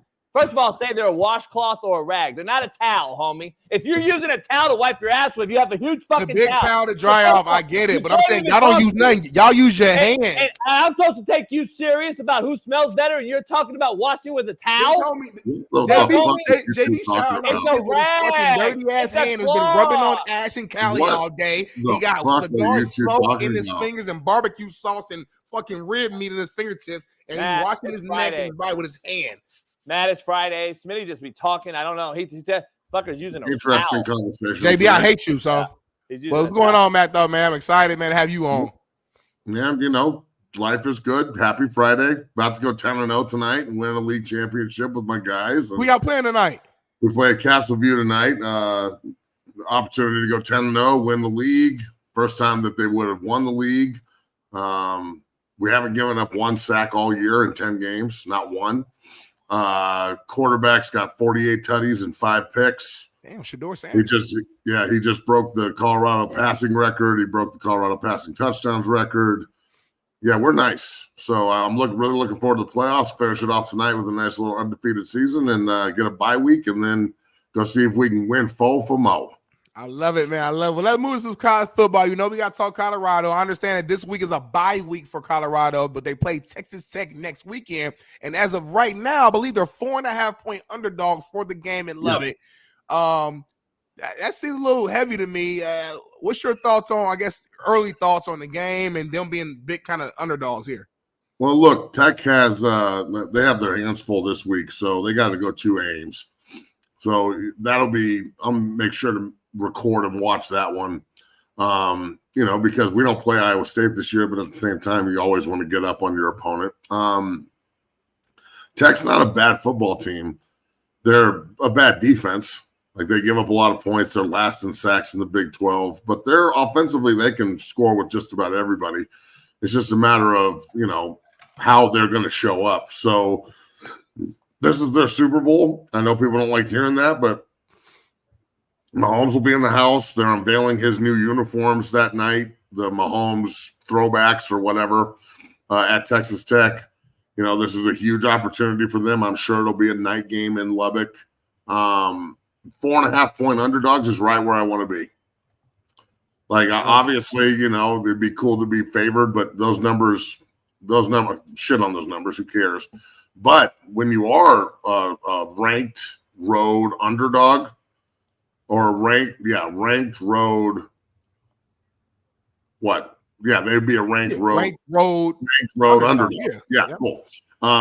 That's motivating as shit, bro. So whatever you have to use, and I know Coach Prime and his staff will use this as an opportunity to go get motivated. They still don't believe in us. We're 4.5-point dogs, being ranked to a team that, put 30 on the board when they lost to Baylor 62-35 or some shit. So I think it's a huge opportunity for CU to start November off correctly and start this trek to 10-2. There it is. Well, I can't wait to see it, man. 6-2. They're rolling right now. They ranked, so they're on the high. How'd that bet go? Yeah, I mean, I won the bet. I haven't been paid yet. What do you mean you haven't been paid? You got paid. Maybe he hasn't paid me. I mean, we made a bet beginning of the year about winning more than 5 games. Obviously, they won more than 5 games. We shook on it. It was solidified and locked in. JB never paid me for the actual bet itself. So I don't know. I'm just kind of waiting. You got paid. You got paid more than enough. I'm gonna pay him. I'll pay him another thing. That was separate though. That was payment for, like, you know what I mean? Have you paid me for all the bets you lost yet? Know what I mean? Anyway, hey Matt, what do you think about this, Matt? What do you think about this? Yes. I don't like kids, and I don't like humans, and I don't like Halloween. I know. That was last night. I have a sign on my door and said, "Get the fuck away! I have no candy." Man, that's so wide. Halloween's cool. That's a great holiday for the kids. Look at the mom though. She was about to knock and read it. Yeah. Well, dude, it's just 2 kids dressed up like Mario and Luigi. No, that was mom. Yeah, but that was 2 kids. But the other 2 kids were Mario and Luigi. They were there. I don't like the motherfucker. I can't even watch that, man. Why don't you like the What's Wrong with Halloween? I don't like kids. I hate them. How you hate kids, but your most of your life working has been to help kids out? No, he's talking about like fucking 8 and 9-year-old baby junior. Hey, fucking baby. I want to fucking I'll throw a baby like this. Oh my God. So anyway, Matt, let's dive into this game real quick. I wanted to talk to you about it because you got a bye week. And people don't realize how important bye weeks are, Smitty. Shout out to Bet US, shout out to Prize Picks, shout out to fucking winnable. Matt. Crazy. We're gonna get a call, Matt. Hey, Matt. We enjoyed working with you for this point, but Matt, did you win bye week? Matt, did you win bye week? Is my question. Because some people say, shit, I've had bye weeks where we lost and it fucks you. And I've had bye weeks where I'm an asshole. I'm more of an asshole, Matt, on bye week than I ever am during the regular season. Yeah. People don't realize that shit.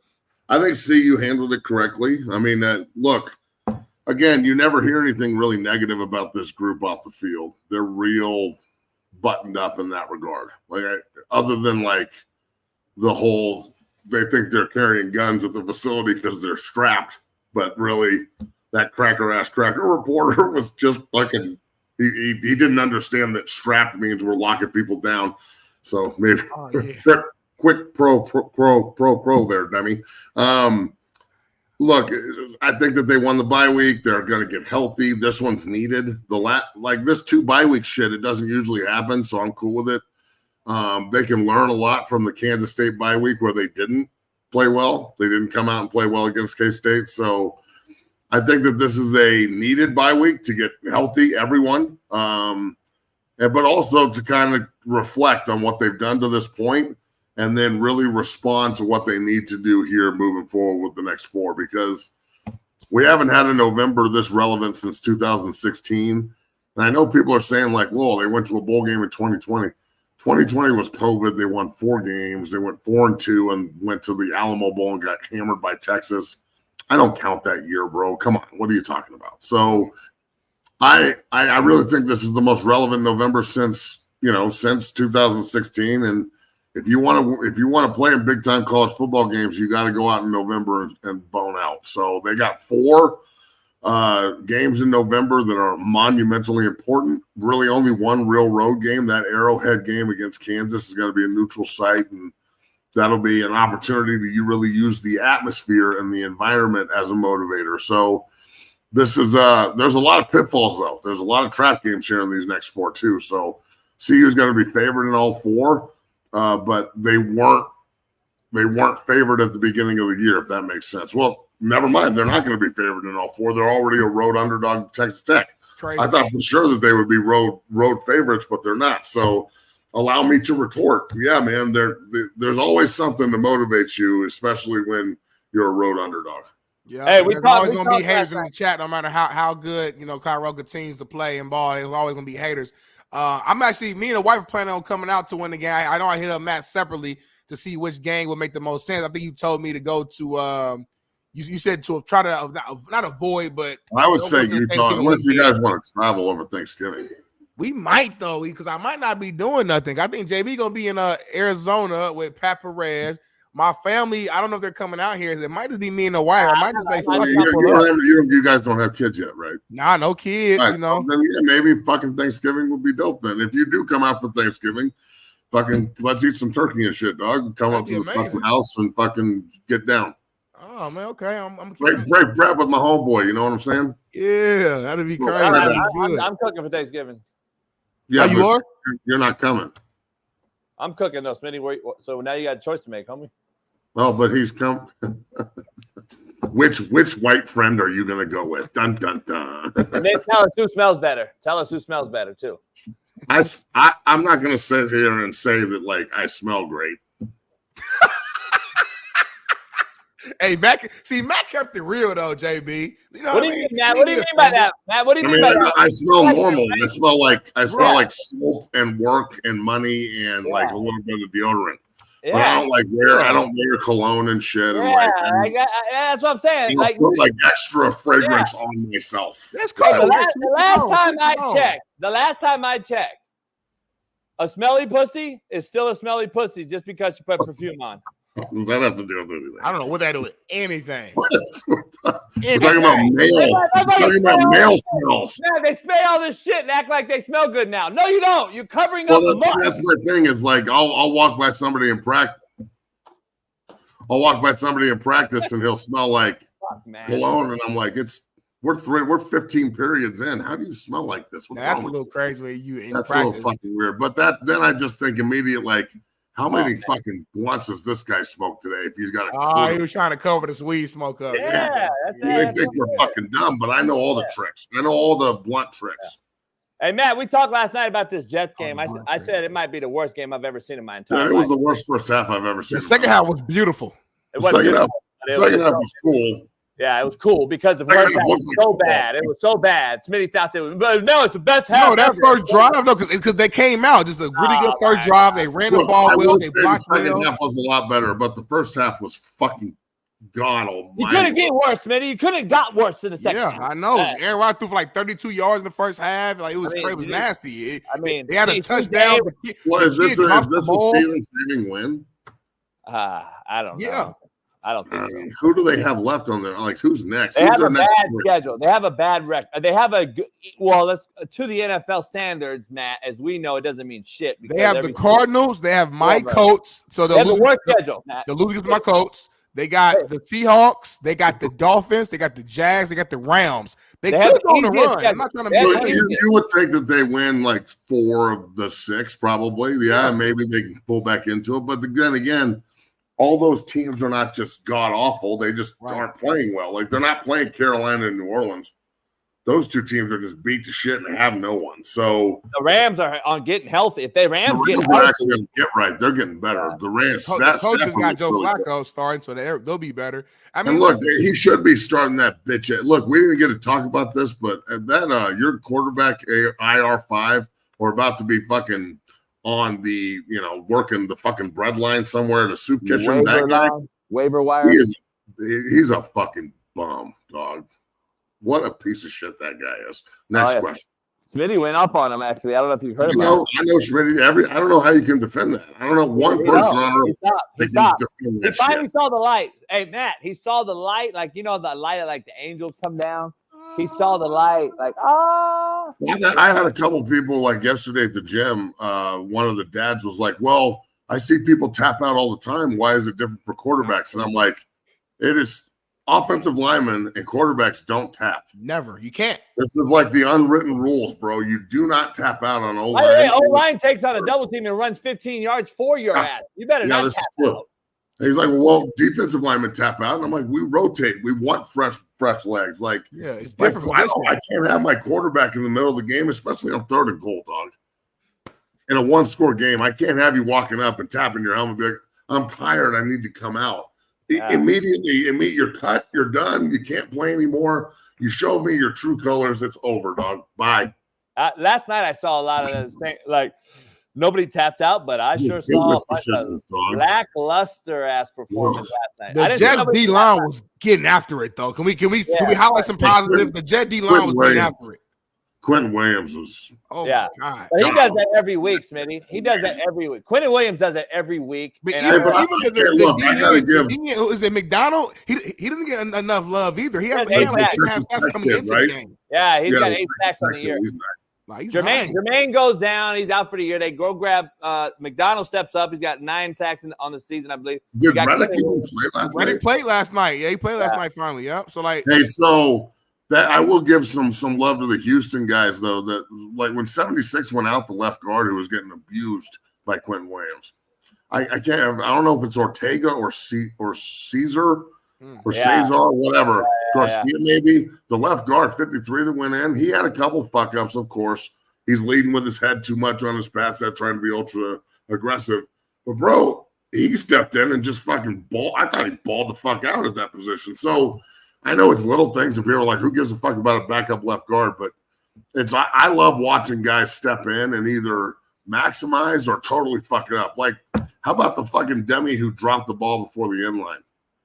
What? Dog, what? I don't understand this as a lineman and coach. I don't know as a head coach. I don't know how you don't have a fucking aneurysm every time it happens. Why do people keep doing this? Why are you so quick and so excited to drop the ball, like to let go of the ball? No one coaches that shit. Matt, if I score, I'm holding on to the ball for a long time. I want to hold it. Flying away from me, dog. We gotta start fucking listening to some shit I say sometimes, fellas. We not coaching it. We're not. No one coaches that either, though. That's like common sense, though. We used to coach it. That's my point. We used to coach that. You know what we used to coach? Real quick, real simple. You fucking have the ball and you fucking hand it to the referee. That's what we used to coach. Fucking hand the ball to the referee. Ball security is job security now. So would you cut this kid today? Fucking ball to the ref, homie. You know what's funny? Coach Brick had comments on this too. I think we had a video. Play it real quick, Bailey. What kind of play happens? I mean, you've had a lot of bad stuff happen to you guys in the last few weeks. You know, what is going through your mind there, and how do you overcome that? Definitely frustrated, to be honest, and angry at the same time. But what an amazing opportunity for this kid to grow and learn from. I promise you. 10 years from now, when he's still playing in this league, that will never happen again. Fuck you. I'm glad you're on my side on this, Matt. I'm glad you're on my side. Hold on. Coach Brick said that publicly. He's not going to fucking just kill his player publicly. Give me a break. They'll cut his ass so fast. He probably will, I know, but... They're not anymore, I don't think. I think it's so soft that, and this guy ain't gonna come. Jeremy, you respect Coach Brick. You said Coach Brick is like a legit coach. Yeah, but in this situation, he's like, oh, you don't like him? Who, Brick? Don't like Brick. Not as a head coach. He's not a head coach. He's a filling. Oh, my bad. I heard you wrong. No, I'm just saying, like, he's a filling. I like Brick. I like Brick, Matt. Like you, I like Brick. Like, he's a good dude. Yeah. I don't know if he's a head coach. I don't think that. No, he's probably a better linebacker, defensive coordinator type. I'm saying this, and I understand back in the day, blah blah blah. This would have been an example back in the day. This would have been 8 a.m. This is not working. Anybody see this guy in the room? No, that's because we just fired his ass. Well, that's what I'm saying. He would have been cut. It would have been no. Now it's like, oh, we'll give him a 10-year grace. So you're telling me I can go just fuck up and be terrible, and you'll keep me on the team now? Go ahead, Smitty. Defend him. Go ahead, Smitty. I was gonna add to it because I was at separate conversation, but it all ties in together. I was at work the other day talking to Michael Irvin, and we were talking about the Bears kid on that Hail Mary play that was like, oh, he's cut too. Get the fuck out. Michael was saying, he said, back in the days, he said Jimmy Johnson, he said that guy wouldn't even got on the plane. He said Jimmy Johnson would have cut his ass like immediately. He said like he was sharing stories about even if a good player was to fuck up, Michael Irvin had to go to the office and be like, and down there beg Jimmy to not cut him. Because Jimmy would just not cut Emmitt Smith. Jimmy would cut you like this. So I was like, damn, it just. Well, I'm glad you brought that up because like, I remember the old story of Emmitt when he got drafted because Emmitt was the third triplet to get drafted. It was, I think it was Aikman, Irvin, Aikman, and then Emmitt. If I remember correctly, Coach, you probably know better because I know Aikman's your guy. So when Emmitt gets there, he's like taken back on how hard Jimmy is on him in front of everybody. Yeah. And he was like taking like 2-3 weeks into it. I didn't understand. And then Jimmy just walked up to him one day and grabbed him, pulled him aside and goes, look, if I can't coach you harder than everyone, if I can't criticize you harder than everyone, if I can't treat you, like the bottom of the roster guy and push you as hard as I need everyone pushed, then we have no leg to stand on. I can't coach anyone, and we're trying to change. Correction is not criticism, Matt. Correction is not criticism. Exactly. Correct. And he's correctively criticizing, or he's constructively criticizing his best player, who then in turn, once he knew what coach was doing, took the fuck off and became the leading rusher in NFL history. So I'm just saying there's a lot that goes into this that's not necessarily just everybody getting along with each other and feelings ball and all this other bullshit that we have to put up with these days just to snap, hand off, throw the ball and tackle. So it's this is a crazy. Deep dive. Like we could do a deep dive because I could do a fucking hour rant on this kid, and this ain't the only kid. We've been watching this happen over and over and over, and that's because we allow it instead of coach it. And that you can't tell me that that's not being fucking allowed at practice. Because what do we do when we catch the ball? What do we do when we catch the ball in the NFL in practice? And Matt, and wide out. No, but what receivers in the NFL, they catch the ball. And what do? They catch the ball and they throw it back to the fucking coach. And then they catch the ball and they drop it immediately because they're trying to catch all these balls. They're all bad habits, dog. All of them. It's like, do you throw the fucking ball back to the fucking coach? What would you do with this kid? He's a rookie. The kid's a rookie. Practice squad, demote him. He has to be demoted. Yeah. Well, the thing is, man, like, I would hope, like, I'm going to sound like, oh, JB, you're not the savior. I would just hope that I coached it, though, and it never happened on my watch because it never did. I never had it happen on my watch because we used to have fake referees at practice, and the ball had to be handed to one of our ball boy referees. Like I made hurt guys wear referee shirts, Smitty. Just so you know, I injured guys, if you're going to fucking miss, you're going to work. So basically, everybody's working no matter what. I got you. Yeah, I like that. I ordered a bunch of referee jerseys online and actual referees, and those players, those injured guys, had to walk around every drill, even indo drills, and wear a referee. And even in indo drills, we handed the ball to the referees, and the referees would spot it. Those injured guys had to work. They were fucking spotting balls off. So I made everybody work. So go ahead and miss practice. You're going to fucking do this, though. And then they'll be back in practice quicker than you think. So the ball always was handed to the ref, and it's trained. And you know who I learned it from? Willie Fritz. Willie taught me that. And so that's just something I learned from Willie. And I'm just telling you, hand the fucking ball to the ref. And the ball's high and tight as well. Ball security, job security. If he would have just been good habits. Yeah, if you would have just been trained that much, just like handing the ball to a coach or a ref at practice, I guarantee he wouldn't have dropped it that soon. Like, that's the difference. He would have crossed the line at least. Like we're I teaching. just don't understand why they're so eager to like skill players. Why? Why do you do this dumb shit? Because man, I was talking to Tank Johnson yesterday. I said, as linemen, as D linemen, if we score, we keeping that motherfucker. Like I think us as the defensive guys, we value the ball more because we barely ever touch it. So it's more like I'm not about to let go. Where these skilled guys so cocky and care about their celebration, they swag, they just let go of it so quick. It makes no sense to me. Hey, but you can't tell me though, Matt. You can't tell me in the era of social media that these fucking clowns don't want this to be a viral fucking video, and that's why you see all this dumbass shit. I'm fully convinced that's what it is. It's a lot of fucking show. I'm gonna show you how big my dick is, and I'm better than you, and I'm gonna clown, and I'm gonna fucking clown. I'm gonna highlight. You're not Deion Sanders, homie, at the 20-yard line, high stepping it. There's one Deion Sanders. There's one Bo Jackson. You're not them. Fucking get in the end zone and fucking pay dirt, homie. Pay your homage to the fucking league. You're a rookie. I agree with this. I would fucking cut the kid because we need to cut people. To teach I would cut him. I'd put him on practice squad, but I would also we gotta make an example though, Matt. Like I wish there was an eye for an eye and a tooth for a tooth and a hand for a hand in criminal activities in the country as well, like some foreign countries do. I would love for it to see it because we would eliminate a lot of this shit we see. But we'll never do it. And the same thing goes in sports. Cut a motherfucker. The next guy may think twice. I'm just saying we gotta sacrifice one to save many. And you know that's a Bible verse, Smitty. Like, let's be honest. One person's that may be the sacrificial lamb. You gotta cut somebody at some point, man. We can't just keep hoping and praying that it's gonna get better. It's not. I'm wishing, I'm praying. Is that urine? You drinking piss, Matt? It's Theraflu. I heard it's really good for you, by the way.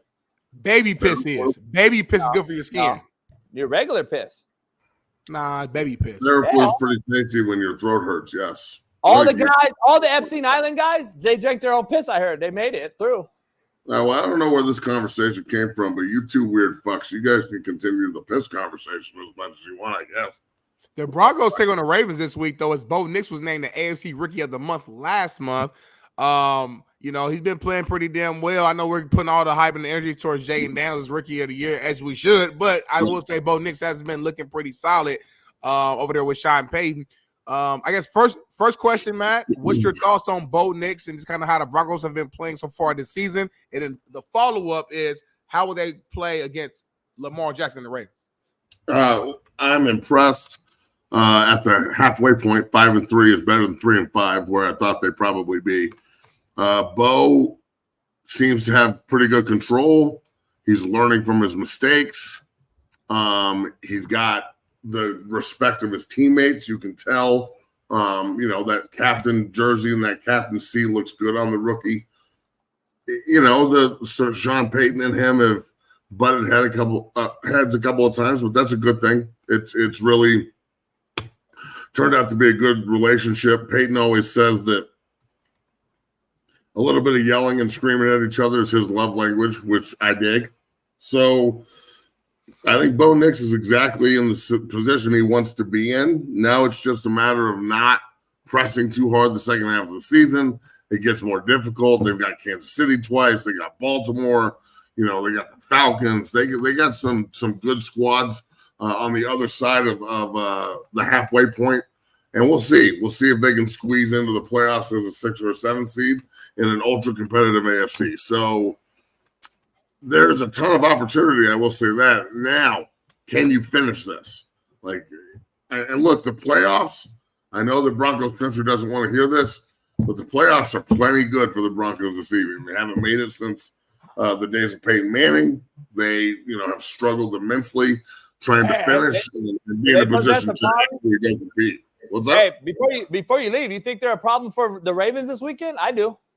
I think that they're going to give them a good game, but I don't know if they're going to be a problem for the Ravens on the road. They've only won in Baltimore one time in their entire history, and I know that those teams don't have anything to do with this team. That said, the East Coast swing for West Coast teams is tough. They start at 11 a.m. It's everything stacked against them in regards to playing well. So, but at the same time, last time they went to Baltimore, they lost 10-9. So there's tons of opportunity here to go shock the world. Lamar's a little bit banged up and down. You know, he hasn't been at practice the first 2 days. We'll see what he looks like today, if he is actually going to get an opportunity. Oh man, I'm sitting here in my living room looking out my front yard, and there's this dude that doesn't know I'm looking at him, and his dog's shitting on my yard, and if he doesn't pick it up, I'm gonna go eviscerate this motherfucker. Film it. Oh, you're not gonna pick it up. Oh, this son of a bitch. Go now. Put your phone out. Go. Get your phone. Take your phone. Film it.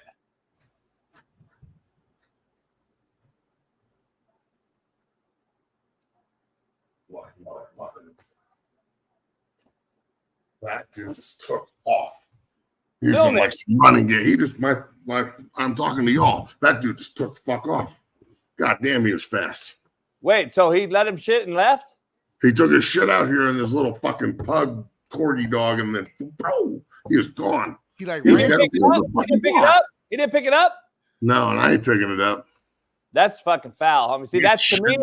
That's terrible. That's why I don't like dog owners, homie. They just I'll fuck somebody up. Nah, it is a dog owner. Kids, it is a dog owner. Yeah, I hate dogs and dog owners, man. No, it's not the dog. Annoying, So, Smitty, if you're gonna, Smitty, are you gonna shit? Do you have to shit sometimes? Yeah. Okay then. So why is it the dog's fault, Go homie? pick but hold on, be like a cat. A cat is smart. A cat got a shit. They go to their fucking litter box. They sit Bury down. that shit. They close it. They shit in privacy. They piss and they go out. Dogs. Hey, you know are something fucking about cats? You know something about cats, Smitty? What? If you died in your house, a cat would eat you literally the same day. No, they won't because I A fake dog- died. a I dog- felt like I was dead and my a cat dog was. would lay next to you. A dog would lay next to you for fucking 3 months before he ate you. Because a dog is a little stupid though. Dog is super loyal. I give you that, but they stupid too though. Matt, we're gonna take a quick Jeff, give us 3 break. minutes, man. We're gonna do a quick break. I gotta take a piss and then come right. Jeff jumped right back out. Come right back, Jeff, and then Matt, we love you, man. I'm gonna hit you up. I need Colorado tickets. I'm just joking. Matt, stop drinking piss, and we'll see you Monday. It's Theraflu, but hey, you guys have a great weekend. Interesting. Fucking weird, man. Clean up that dog shit. Hey, take a 3-minute break. We'll be right back. I gotta get a coffee and piss, let out ass, redo my concrete, get ready to leave on the boat, move my cars. I gotta do a lot of shit. Jeff Nadu joins us in about 3 minutes. 3 minutes, Smitty, not a long ass. So you gotta move your car for real? I'll take over and do it with Jeff. I'll be quick as shit. Quick as what? Shit. I thought you couldn't shit. It was the dog's fault. We'll be back in 3 minutes.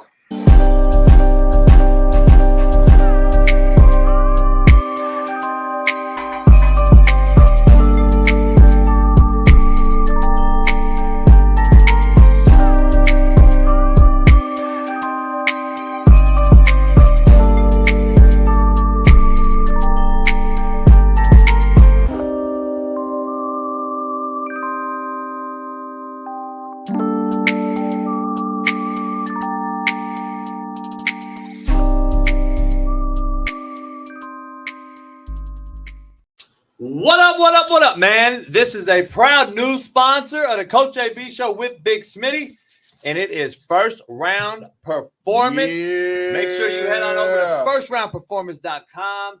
We got the merch, the gear. They are top-notch company. High quality, JB. All about the quality here. Workout gear, exclusive gear. What's that right there, JB? By the way, nobody else in the country or the world has this short right here. You can put this short on. It helps your back. It helps your hamstrings, helps your quads as you work out. What? You can wear these right underneath your workout shorts or what have you. It's kind of like a girdle, but very, very comfortable. Shorts Against Syndrome. It's SAFS. Go head on over there and check it out. First Round Performance. JB, they got workout bands. They got ankle weights. What's this? What's in that box? Yo, kind of good. It's our first time seeing this. What's this? I'm nervous. What's that? It's a 40-yard dash electric timer. You can go get your workout on with the light and the strobe, the whole deal. Firstroundperformance.com. Oh, you just turned it on, JB. Bam. You want that smoke? Go check it out. I know you ain't trying to race me, I might JB. race Smitty and smoke him. You ain't trying to race me. You scared of that life. Yeah, this is the real deal. You guys got to go check it out. Firstroundperformance.com. Head on over there. Proud new sponsor of the Coach JB Show. Nice, JB. With Big Smitty. And oh, this is mine, right? hell yeah. Listen, their premium gear, including the revolutionary SAFS shorts I just showed you, are expertly designed by a leading orthopedic surgeon to align your hips and relieve your pain. It is trusted by athletes and active individuals alike, whether you are pushing your limits with their high-quality resistance bands, as Smitty just showed you, or boosting recovery with the powerful dual-spectrum red light therapy devices that I just showed you.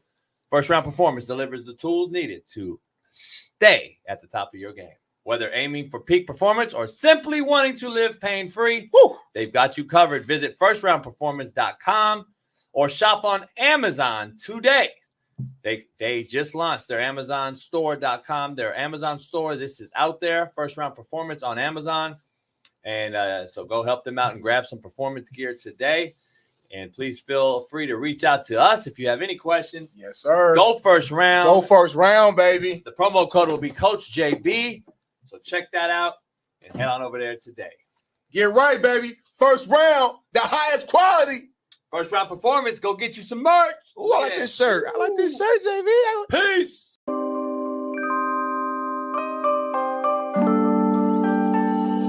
Ladies and gentlemen, joining us now is a man who he spoke to every single NCAA college football 2025 team seemingly on the internet.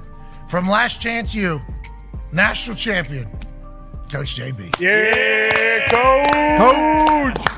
What's up, gentlemen?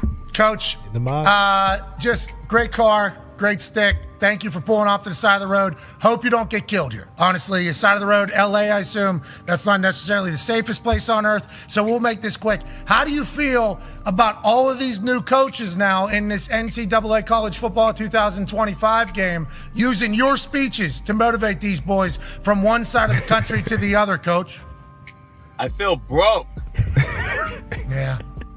Like, it's crazy. Can I get like a royalty or something? Like, Netflix already screwed me. I'm getting screwed by EA Sports now too? Like, holy shit. I hit him up. I reached out to him like, hey, trying to be cordial and nice. I'm a nice guy, you know me. Yeah. And I was like, hey, EA Sports, maybe I can actually be your video guy, the actual do a real video instead of using my name, image, and likeness. Oh, shit. And maybe I can get a little piece of the pie, but nah, it's all right. Just keep sharing my 500 million views of it.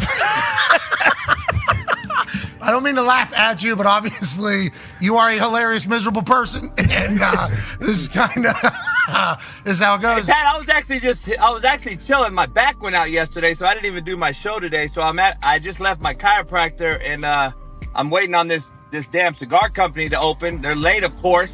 I mean, come on. Shit. Okay, so life is good. Last question for me, because I know the last time we talked to you, you had not watched the Netflix series Last Chance U. You said that. You said, I've not watched it, but obviously you've heard from everybody.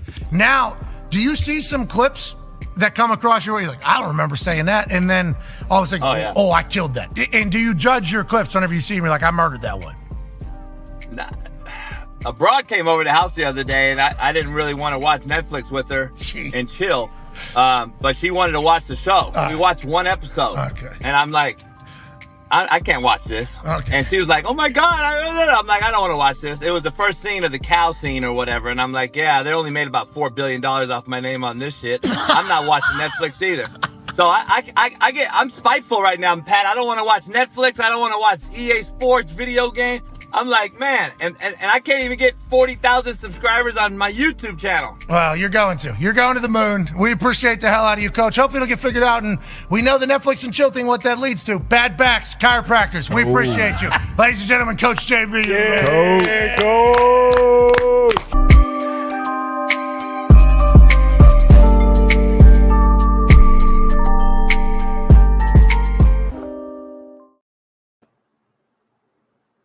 We are back in the building, man. We got crazy news. Bring me back in. Y'all always bring JB back in first. Don't bring me back in first when I was already here. I'm gonna get my own Bailey. I'm gonna get my own like Bailey type person who just do everything for me. And you have them already. You weren't here first. Stop lying. I was right here in the seat before the commercial ended. Was it, bro? I've been waiting for. I was right here for the commercial ended, homie. It's all good. Hey, listen to your brother though. I'm gonna get Ethan back. Who?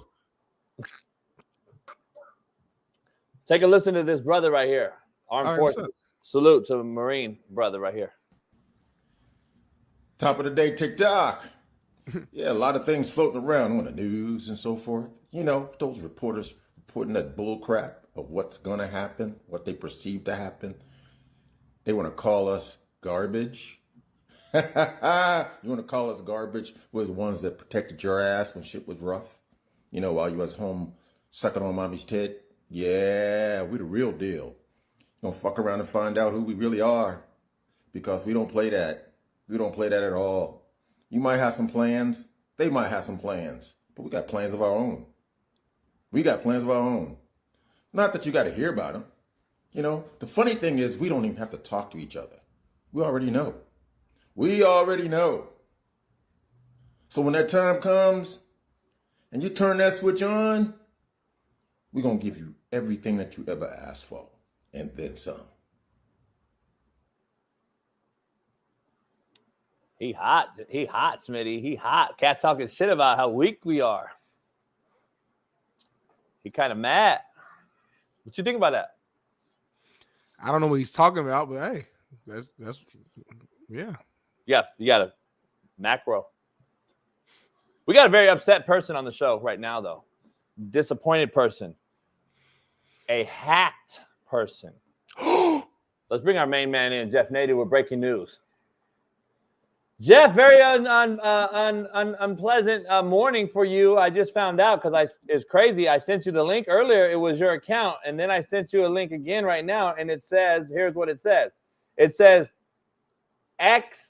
Help X has received your tweets. The account is no longer valid. So your name, Jeff Nadu, disappeared and it went to an X account. So explain what's going on with your Twitter. I have no idea what's going on. I try to log in, it cut me out, and my account is gone. I've been on Twitter since 2009. I don't know what else to do. I've sent in information. It says my account was logged into from South Carolina, and they changed the email to it, password to it, and now it's gone. Damn, man. That's crazy. Since 09? I don't know what to do. Jeff Bezos, is it Bezos? No. Who's the dude? No, he's Amazon. Who the dude that own Twitter? Trump's boy and JB's boy? Elon Musk. Elon Musk. JB, why don't you hit up Elon? I know you rock with Elon and Trump. Y'all on the same I don't like room and bubble. I don't fuck with Elon. Nah, but I mean, you and Elon, y'all the same. Why don't you hit up Elon to try to get Jeff stuff back? I don't know what to do. It's like I don't like Elon. I've had it forever, as long as I know, you know. Yeah. So has Twitter reached out? They sent me an email saying that I got to send in information about the account, but I mean, that's it. It says your email address has been changed. Your email address has been changed to this, which it's not my email. They have to be able to, like, Elon has to be able to. That's what I don't like. That's why I don't fuck with Elon, really. I'm going to be honest. That's why I don't fuck with him. But Smitty knows all things. Let's dive into that's crazy, man. It's unfortunate to hear that shit. I hate hackers are the thieves and liars. Two worst things on earth. That's just my opinion. Elon's one of them thieves, but that's just what I think. Man. Smitty, see what you can do, man. Call your boy. I'm not. I mean, he's on the other side of like the side I believe in. He's a huge, supporter of a certain, group that I'm not really, not with. I know you're on that same side, so I figure you could do that and be easier access. He will listen to nothing I say because this would just take away from the shit I deal with. So yeah, whatever. Yeah, just regular. Hey, you know what you need to do? Call your boy at Fox, see if he got a hookup over at X, and then get his shit back. I leave Fox separate from anything we do here, just because that's my 9 to 5, and I don't want to blur those lines. And then so I just keep that stuff separately while I'm there. Shout out to Fox for everything and paying me every 2 weeks and taking good care of me. They put clothes on my back, shoes on my feet, and they take good care of me. So. Hey Jeff, I got a guy at Twitter. I'm gonna call him. I got an actual. Thank you. I knew he did. Thank you. I'm gonna do it. Since Smitty like won't I said, since Smitty won't, I'll do it. I don't have a Twitter guy. This is what, but just understand, this, JB. That YouTube can just take you off. They could just demonetize you. They don't have to tell you why. That's scary too, Jeff. That's kind of scary. It's crazy. It's happening. People's whole lives is like, attached to that, and you just remove it. Yeah. Like imagine they just canceled this channel right now. They could do that. Your whole life is like turned upside down. Yeah, it sucks. Well, it can happen. That's why it has happened. By the way, I've had my Instagram deleted 3 times. By the way, well, I know why that happens because you say some shit you shouldn't be saying. Because you're soft. That's why. No, so here's the reason why. You gotta be smart. It has to do with you're a micro thinker, homie. That's the problem. You're not macro. All your soft pussy motherfuckers out there who can't handle a few cuss words has to cancel people. You're too prideful, though. You're too prideful. And hey, Matt. Hey, Jeff. I got deleted this morning. My Instagram post. This is what it got posted. I got a notification. My video was deleted, and now I just got a post a notification that we will not restore your post. Here's the post. Horrible football. That's the title. It got deleted, homie, for hate and says it was for hate and violence. I'm trying to explain to you, Jeff. JB is already in like a certain like category, I think, to where I haven't done anything. In your history, you said so much crazy shit, which is a fact. I've seen it and heard it. To where now you're on fucking thin ice. Like any little thing you say is even remotely close, they're gonna naturally the algorithm is gonna but see that's where you I and cuss all the time, and my show never get taken down. I cuss, I say all type of stuff, and they don't get taken down because you should be able to say whatever you want. Great history. And that's the problem, Smitty. That's where you're ain't wrong. the problem. You can't go in there and be saying certain. Why not? Why not? Are you in America, homie, or not? America. Fuck you talking about? We don't live in North Korea. Yeah, but there's consequences to everything, homie. We in America, it's a free country, but it's always been repercussions and consequences to every single thing that we say. You on this cancel soft shit, homie? You on that bullshit? But I'm not even agreeing. That's not even a bigger point. My point is, this is what the system is. Whether you like it, love it, or hate it, if you're going to use the platform, be smart about it. Don't do some shit you know gonna fucking get you. You do know that we have freedom of speech, right? Huh? Do we have freedom of speech? We can say what we want. That's what is Instagram and Facebook not in America, or am I tripping? Yeah, but the owners of that platform can do what they want. Does America? Yes, JB. So then if I'm using it in America, what the fuck are you talking about? So let me ask you this, JB. Let me ask you this. Can I go to Fox today and go in my meeting room and just say, bitch, bitch, fuck, bitch? You can. And I'll be okay? Okay, cool. You can. Okay, cool. I don't know if you'll be okay. You can do it. Exactly. So stop acting. Why we acting like we not smart, homie? Yeah, we got freedom of speech, but there's consequences. But you can do it. That's my point. You can do it too, but you gonna get fucking. But I'm not. I don't have bitch in my blood, homie. I don't bow down to the masters of who got bitch in their blood. Whoever. I don't. I'm just making sure. I'm just saying. I ain't got no bitch in my blood, homie. I know you ain't said that's what you were saying. Oh, I don't know if you're calling me out about it, but I'm just telling you, I don't have bitch in my blood. I never said you. I never called you a bitch at all. No, I don't. What are we even talking about here? Like, I'm not saying nothing that's gonna, like get me. Like, what are we even talking about? No, I don't know why your Twitter. I do. That's the problem. I say horrible football and get deleted. Smitty thinks that's okay. Like, that's because you bow down to these motherfuckers, homie. I don't bow down to nobody. I'm saying if you're using a platform and if I'm on Instagram or TikTok and I know if I say this word, they're likely to not fucking show my video or take it down. Why would I use that fucking word?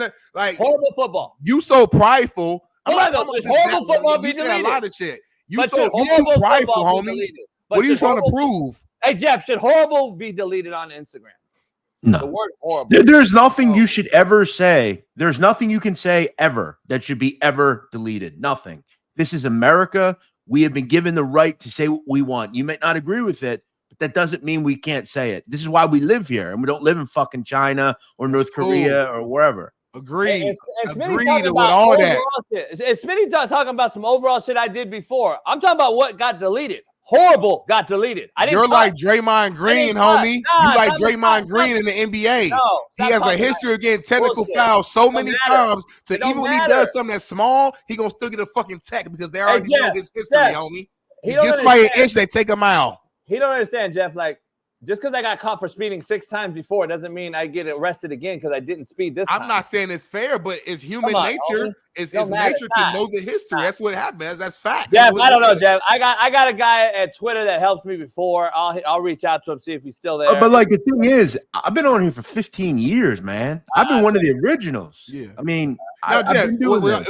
I'm not arguing. I don't know. I'm not talking about your Twitter. I'm just speaking in a general. I'm speaking a general thing. If you use a platform, and even if we disagree with the rules on that platform, if we understand that when you say certain things, shit happens. Just be smart and don't say the certain thing. That's all. That's literally all I'm saying. I'm not saying I agree with it. I'm not saying, but that's just what it is.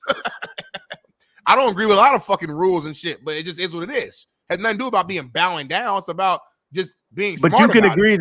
that's a ridiculous thing. That's ridiculous. When did that it's a happen? horrible post for sure. Yeah, I don't. When did that start? You know? It happened this morning, 3 a.m. Oh, for me, it happened 3 a.m. But yeah, and then they just said they won't restore it. Horrible football is getting deleted. That's a bigger problem. See, Smitty doesn't think outside the box. He doesn't think forward.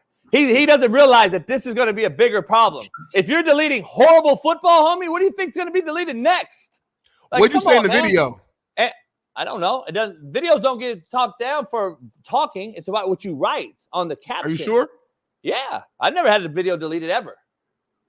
I've never had a video that I've ever seen. Fuck. And what was the message they sent you? They said took it down because of what? Because the caption said horrible football. No, what are their actual? I'm sorry, you read it earlier. It was like an actual message. I thought it said. Hi, Jason. We reviewed your post. We confirmed that it does not follow our community guidelines because it said your caption says violence and incitement. Horrible football. And it shows you right there. Horrible football. You can't see on the light. Yeah, no, I got you though. I believe it had nothing to do. It had nothing to do with the video, homie. And I was thinking, I was like, the only thing I heard in that video was like the choke fuck. They could say that's violence.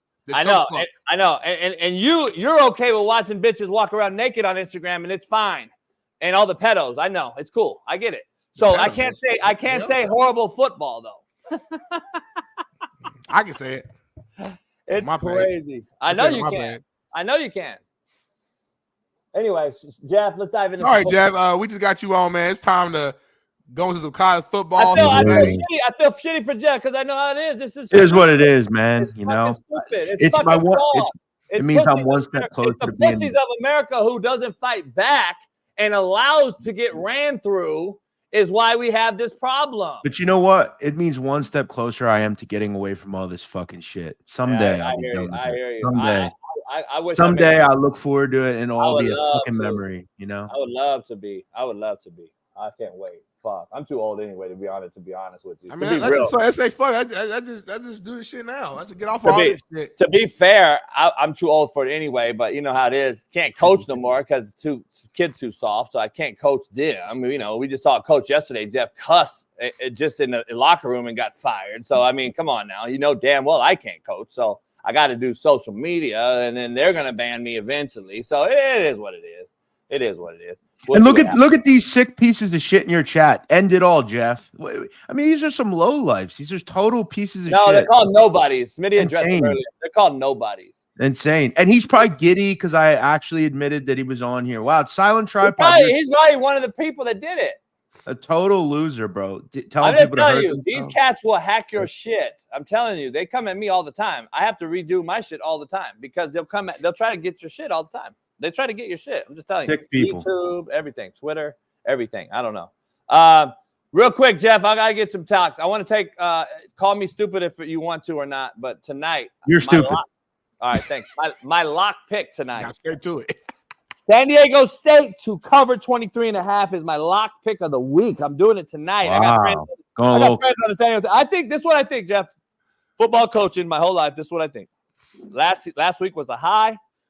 I think Genty may go off tonight. That's one thing. But as Smitty says, two things can be true. He may go off for 200 yards. But he should. I think San Diego State, though, will stay in this game. They played Washington State. They played some tough teams. San Diego State has gotten better each week. They are a team that I think will catch Boise on a high, beating UNLV. And I think they'll come into this game and just do enough to cover this game. And that's kind of why I'm not picking them to win. I'm just saying my lock pick to cover 23.5. I got San Diego State tonight on a Friday. That's where I'm at. Well, I think it's an interesting thought because it is kind of a letdown game, if you will, right? Boise, just had a really big win against UNLV. It was a close game. Last year, this game was super close, right? Boise won by 3. This is a lot of points. And for a team that runs the football effectively, we've seen, look, if you stack the box against Boise and just don't let Ginty beat you bad, you could stay in the game. The problem for San Diego State is they play super fast. They play this offense just run real quick. It's going to give a lot of possessions to Boise. I think if San Diego State can get to 20, though, they're going to cover. I actually agree with you here. I would lean that way myself. I don't know if I'd go max bet, like you're saying, but. I mean, go big or go home, Jeff. Go big. I don't know if you spoke to JB in the last week. I'm sure you did. JB almost won 200 large. Well, he never told us he never showed us the parlay, but he said he had the parlay on the show on Sunday. He was calling me that whole Sunday. We were going back and forth. He says it's 110. He goes, dude, I might hit this. I said, I'm thinking to myself, it's like 130. Like I know. You know why, Jeff? Because I've never got past the first leg of games to where I've actually winning. And in the morning slate, I'm like, holy fuck, I got the first slate passed. And the second slate was more. JB's like a new gambler because he'll go. It's like 1:30, 30 minutes. Dude, I might hit this. Hey, he got me all excited and shit. So I called him. I said, because he was like, listen, I need the coach to score and I need one more thing. I said, all right, bet. So now I was only talking about the morning game. But both things that happened. So I was like, oh shit, the coach just scored. He said, no shit, really? So I called him and he's like, well, I still need the Dolphins to win. I need this. I was like, can we agree though? I'm seriously. It was a 12-team parlay, Jeff. Tell him how hard that is to win. Oh yeah, it's impossible. It's very hard. But Anthony Richardson stinks, dude. He stinks.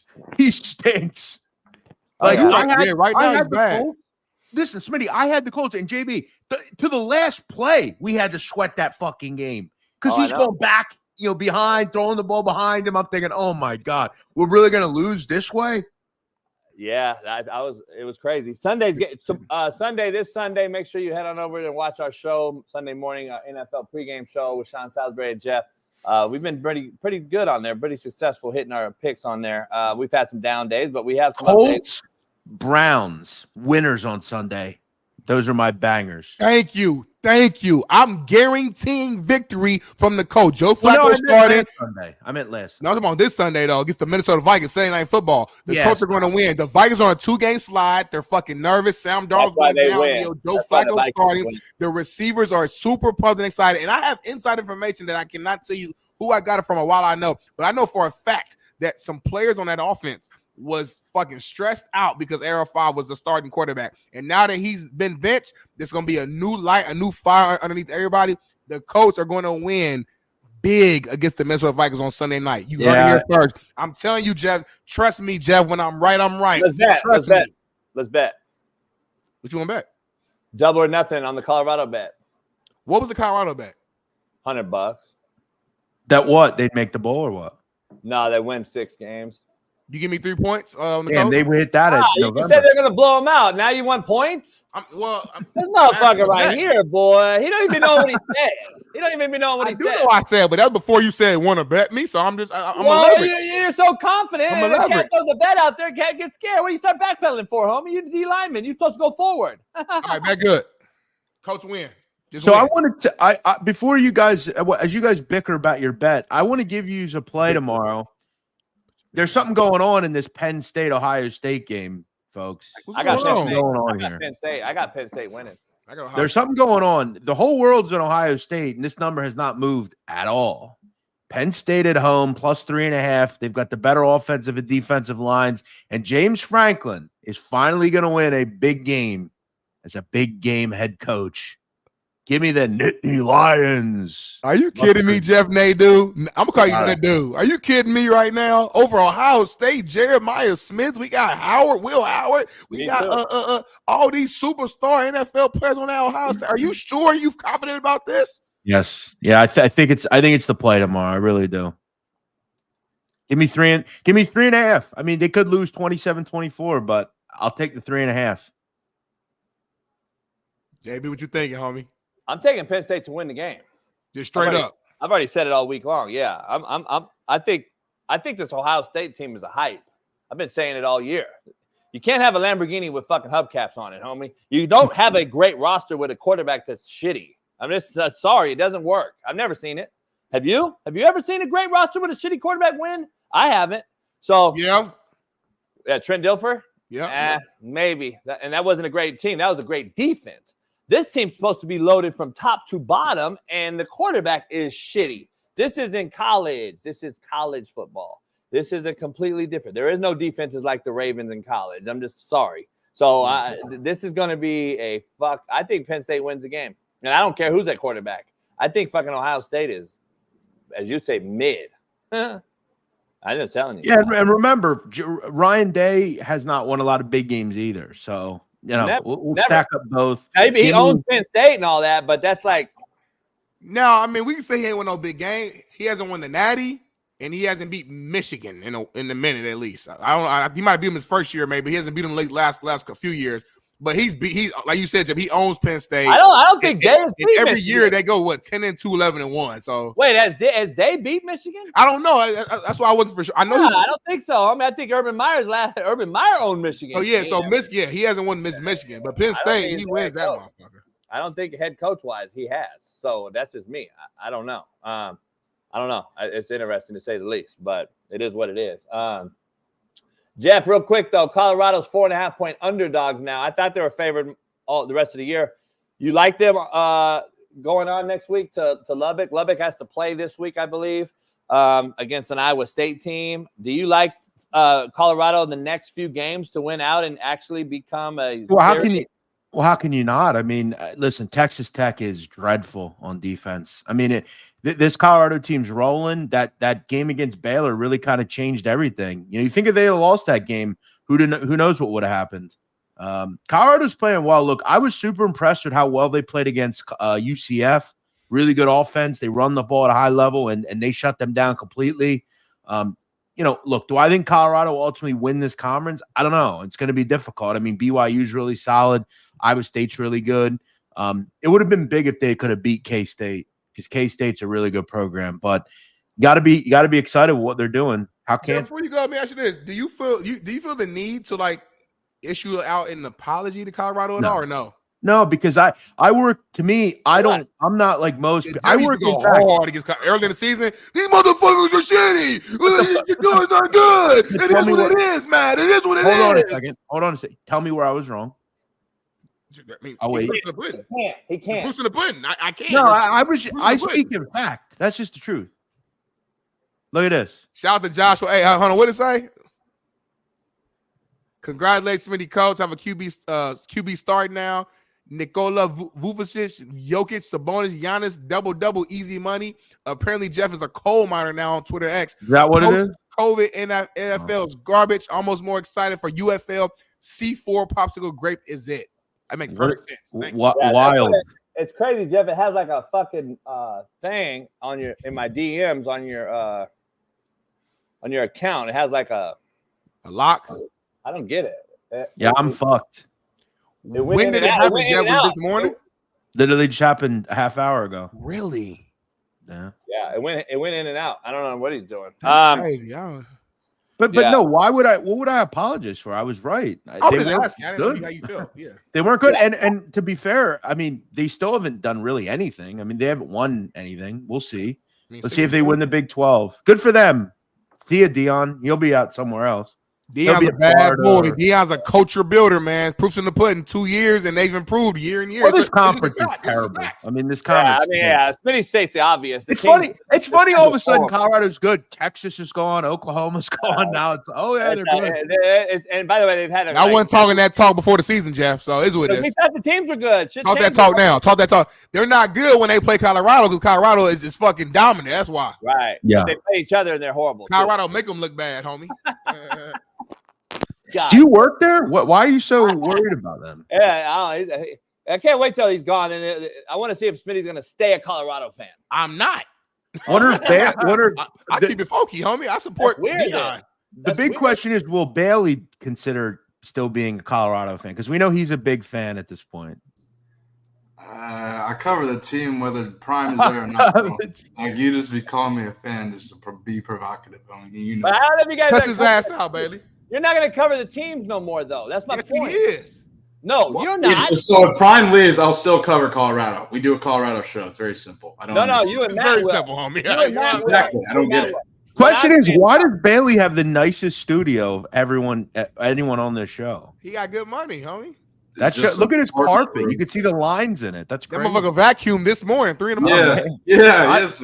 For a big vacuum Bailey. guy, I vacuum every day. Nice work. I don't have carpet, but Bailey's a different dude. Bailey's not like his generation. He wakes up, he makes his fucking bed, he vacuums, he brushes his teeth, takes a That's shower, washes electric. his I love ass, that. he uses a wash rag. Like he's a different, keeps his hair cut. Works hard. He don't use a towel. Look at those doors. Those are high level doors, bro. Look at that picture in the back, though, Jack. That picture nice. Is Bailey, are those security locks, Bailey? Are those security locks? No. Yep. It's just a normal. Anybody door who lock. has pillows on their couch, they take pride in their home. Good for you. And then he got a football picture over his left shoulder, our right. It's a football picture right there, legendary. As Russell Wilson rookie autograph. Yeah, boy, I'm proud of Bailey. Back in the day. I never saw all this, JB. I'm proud. I think of young Bailey, Smitty. man. I think Bailey should be the new co-host. See you, Smitty. Yeah. Smitty, that's what's cool. behind you, Smitty? Huh? What's behind you? White. Your favorite. What your favorite? Jeff love white. I mean, Matt. Hey. I mean, what's your name? Jason. Hey, Jeff, Sunday we'll be on with Shaun. And then we'll do our pregame show, best pregame show on Planet Earth. Make sure everybody in this chat is in there Sunday morning, 11:30 Eastern, as we'll be in there with Shaun Salisbury and Jeff. Hopefully we get our Twitter back, Jeff, and get your Twitter back, man. I already texted my buddy over there. See what happens. Make it happen. If we don't, we don't. It is what it is. Yeah. But hey, keep your head up, man. We'll try to see what we can do. Hopefully you get it back. Have a good Friday, guys. Take it easy. Man, from one legend to another. We go from Jeff and we go over to a Super Bowl champion. We go back to back, and this time we got a video from my man. This guy right here, he wanted a video for a long time. He was cussing us out, saying, why I ain't got one? Why Weddle got one? Why everybody got one? Well, we got it now, and we about to show it before we bring on our next guest. Play it, baby.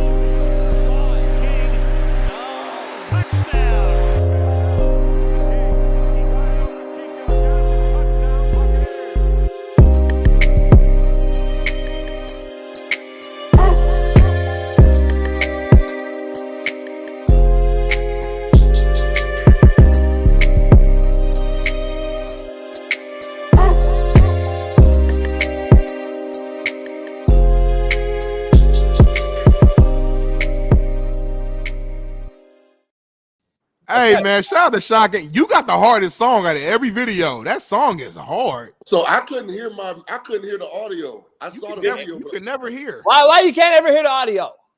I don't know. You know what? Nah, Shaun, you talked all that mess about getting your video made. We worked hard behind the scenes to get it edited, find your highlight, get the music. The video, and you ain't heard it yet.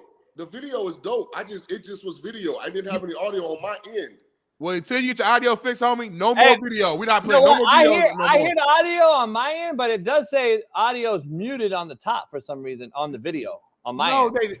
That's just referring to like your actual your mic is muted while the video is playing. It has nothing to do with the sound. First of all, youngin, you're not gonna accost me at 8 a.m. in the damn morning, okay? I'd rather you say good morning, welcome to the show. We've been up for about 5 hours, Shaun. So I know it's morning to you. It's late to me. 8 o'clock is late to me. I've been up for a long time. Hey, JB, teach some manners on this thing, man. Adjust your tone. And Shaun texted me. He's like, "What time does 8 a.m. thing start?" He texted me at 8:08, and he asked me what time. Black people shit. Black people shit, because ain't this the guy that missed Monday show? Miss Monday. Came on this show late. Talking crazy to me. Audio don't work. Come on, Mr. King. No, I was in California. I had a doctor's appointment in California. You was in L.A.? I was in Berkeley. Oh. Yeah. We about to set it off of this motherfucker. We're about to set it off of this motherfucker. You was out here and didn't hit us up. No, I flew in Sunday afternoon and flew out Monday right after the doctor's appointment. I don't want to get in your business, but are you okay? Just keep it there. I'm battling something, but y'all keep me in your prayers. I pray I for you. flew into Oakland. Serious First time I've been to Oakland in a long time. Yes, sir. How bad is it? We're finding out. No. How bad is Oakland? My bad. Oh, it's terrible. Like a third world country, huh? Yeah, I was in Berkeley though. I stayed at the Graduate, right on Cal's campus. Yeah, so that was a like quaint little, cool little vibe. Because being from Florida, living in Vegas, you don't see anything, that kind of atmosphere. So it was dope. But let's get on to this. Nadu got his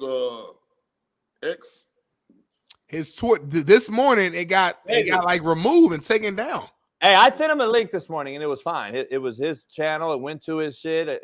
His DM like normal. And then he texted me. It was like, email me the link because they took my Twitter. And I go, what do you mean? So I go back in the DM and look, and it now turned into an X-Help account. So I was like, damn, that shit crazy. Mine did that at one point, and it took me about 10, 11 months to get it back. Because at first, 11 months. Yeah, because at first you're gonna have a very difficult time contacting anybody. No, yeah. And then finally, as I went through my myriad of people that I knew somebody. It was still Twitter at the time, Twitter, and just like that, it was back up. Yeah, I know a guy. I already texted him for Jeff. I got a guy that helped me before, but if they change his email and all the shit he's saying, somebody really got some intimate information on his ass and got in there and changed some shit. If you change like the URL and all that old shit, I don't know what you could do. Because it's crazy though, man. To me, that's just the epitome of a bottom feeder, man. Real quick, what's your take on the benching of IR5? Let's start there. You saw that Smitty kind of come out and turn 180, and now he's in lieu of Flacco being the starter there, gives him a better chance to win. As you and I have been saying for 8 weeks, where are you at with the benching of AR5 to start the show off? It's not his fault. I agree. Here's why. And this is something that coaches around the country need to hear very clearly. When you have a raw, unfinished product and you coddle it because you think that helps his confidence, what happens is because you're not coaching that talent, he's not prepared to execute come game time. No doubt. I said it on the show the other day, Shaun. I don't know if you heard the segment, but Smitty and I had a good, healthy debate about it. I brought it up with Tank Johnson on the phone as well. I thought, and I think, that the young black quarterback in specific has been failed by the white coach because we get these kids out of we recruit these kids that are super freakish athletically, and we don't help them grow, matriculate, mature whatsoever. They just fatten our pockets, help us win high school games, college games, and then we throw them off to the wolves in the NFL and expect them to be fucking great. And then we claim them as because they won a Heisman for us or they won us 10 games. And then they go and look at what we're seeing. We're seeing kids being treated or traded for a Chico stick and string cheese in the NFL way more than we've ever seen before, in my opinion. And I just think that we have failed the young black quarterback. I think it's the quarterback in general, though. I think the white quarterbacks are getting failed as well.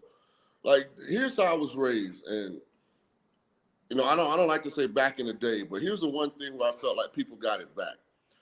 Coaches tried to make practice so hard that the game was less intrusive. Yeah. Like they coached you that way. Like people think, well, they were just yelling. No, they were trying to put you under stress and put you in under duress so that when you got in the game, you could mentally handle adversity. Now guys don't want to correct guys. What we'll talk about in the film room, don't yell at him.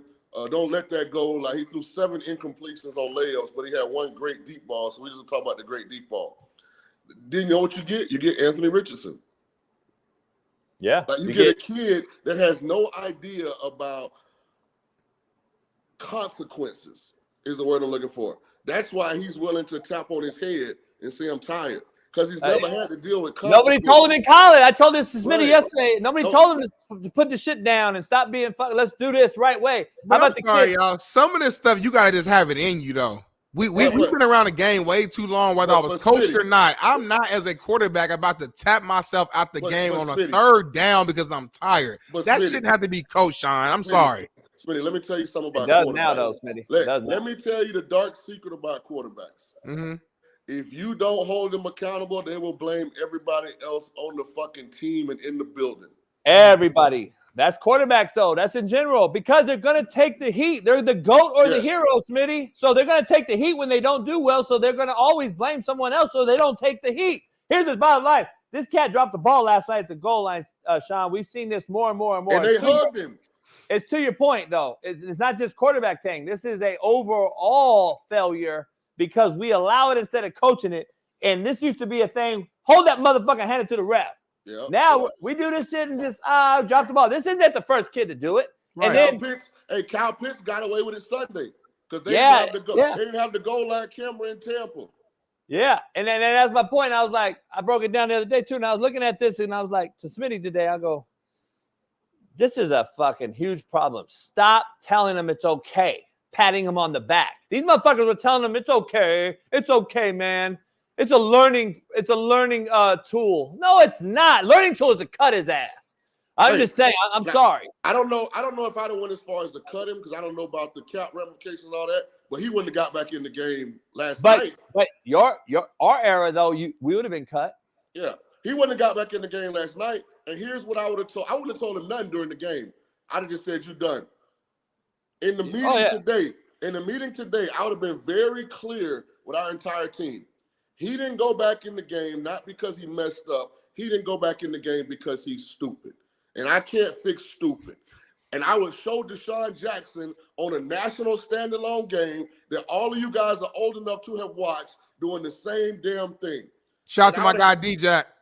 Shout out to D-Jack. I would have had a clip of everybody since then that's done that. So I said for somebody in October of 2024 to do this bullshit means that you don't give a damn about nobody in this room because this is just stupid. Mama's here. Yeah, that's just crazy. JB, who you over there talking to? Don't worry about it, homie. You whispering? The dog that don't listen. Over there getting emotional. He said, "Mama's here." Hey, that dog that don't listen. Shaun, that's the only time JB get all soft is when it has something to do with his dog. He get all low and, "Hey, baby, come here. Dog's here." Because dogs are loyal. The dogs are loyal. He's feeding their loyalty. Like they're loyal to him because he feeds them. Right, right. Everybody loyal to you if you just give them what they want all the time. A woman loyal to you if you just give her money and bags every single day. Right, not because. Shout out Max. Shout out to Max, man. Right, he's the alpha male. That he's the head of the pack. Right. Ash follows JB because he knows there's food at the end of the walk. Right, exactly. JB likes the people to follow him, and he'll say, "They're loyal, homie. They're loyal, homie. They're loyal." I'm just because they're dependent on you, homie. That's why they're loyal. They're dependent. No, because they're born that way. A baby's loyal to their parents. They ain't dependent on them. No, they're not. When they're a kid, when they're young kids, they are. Smitty, you don't have a kid, homie. You don't. I got a little stuff who I seen grow up and around kids. You ain't got. I mean, you got to Did you raise them? We got a situation. Did you raise it? Did you raise it? Raise her? I helped. No, you didn't. Stop lying to people in front of our face. Because the bottom line is, Shaun, tell this motherfucker that if a newborn baby was born, you walk in, she call you daddy. I walk in, mother call me daddy. They ain't loyal. They don't know.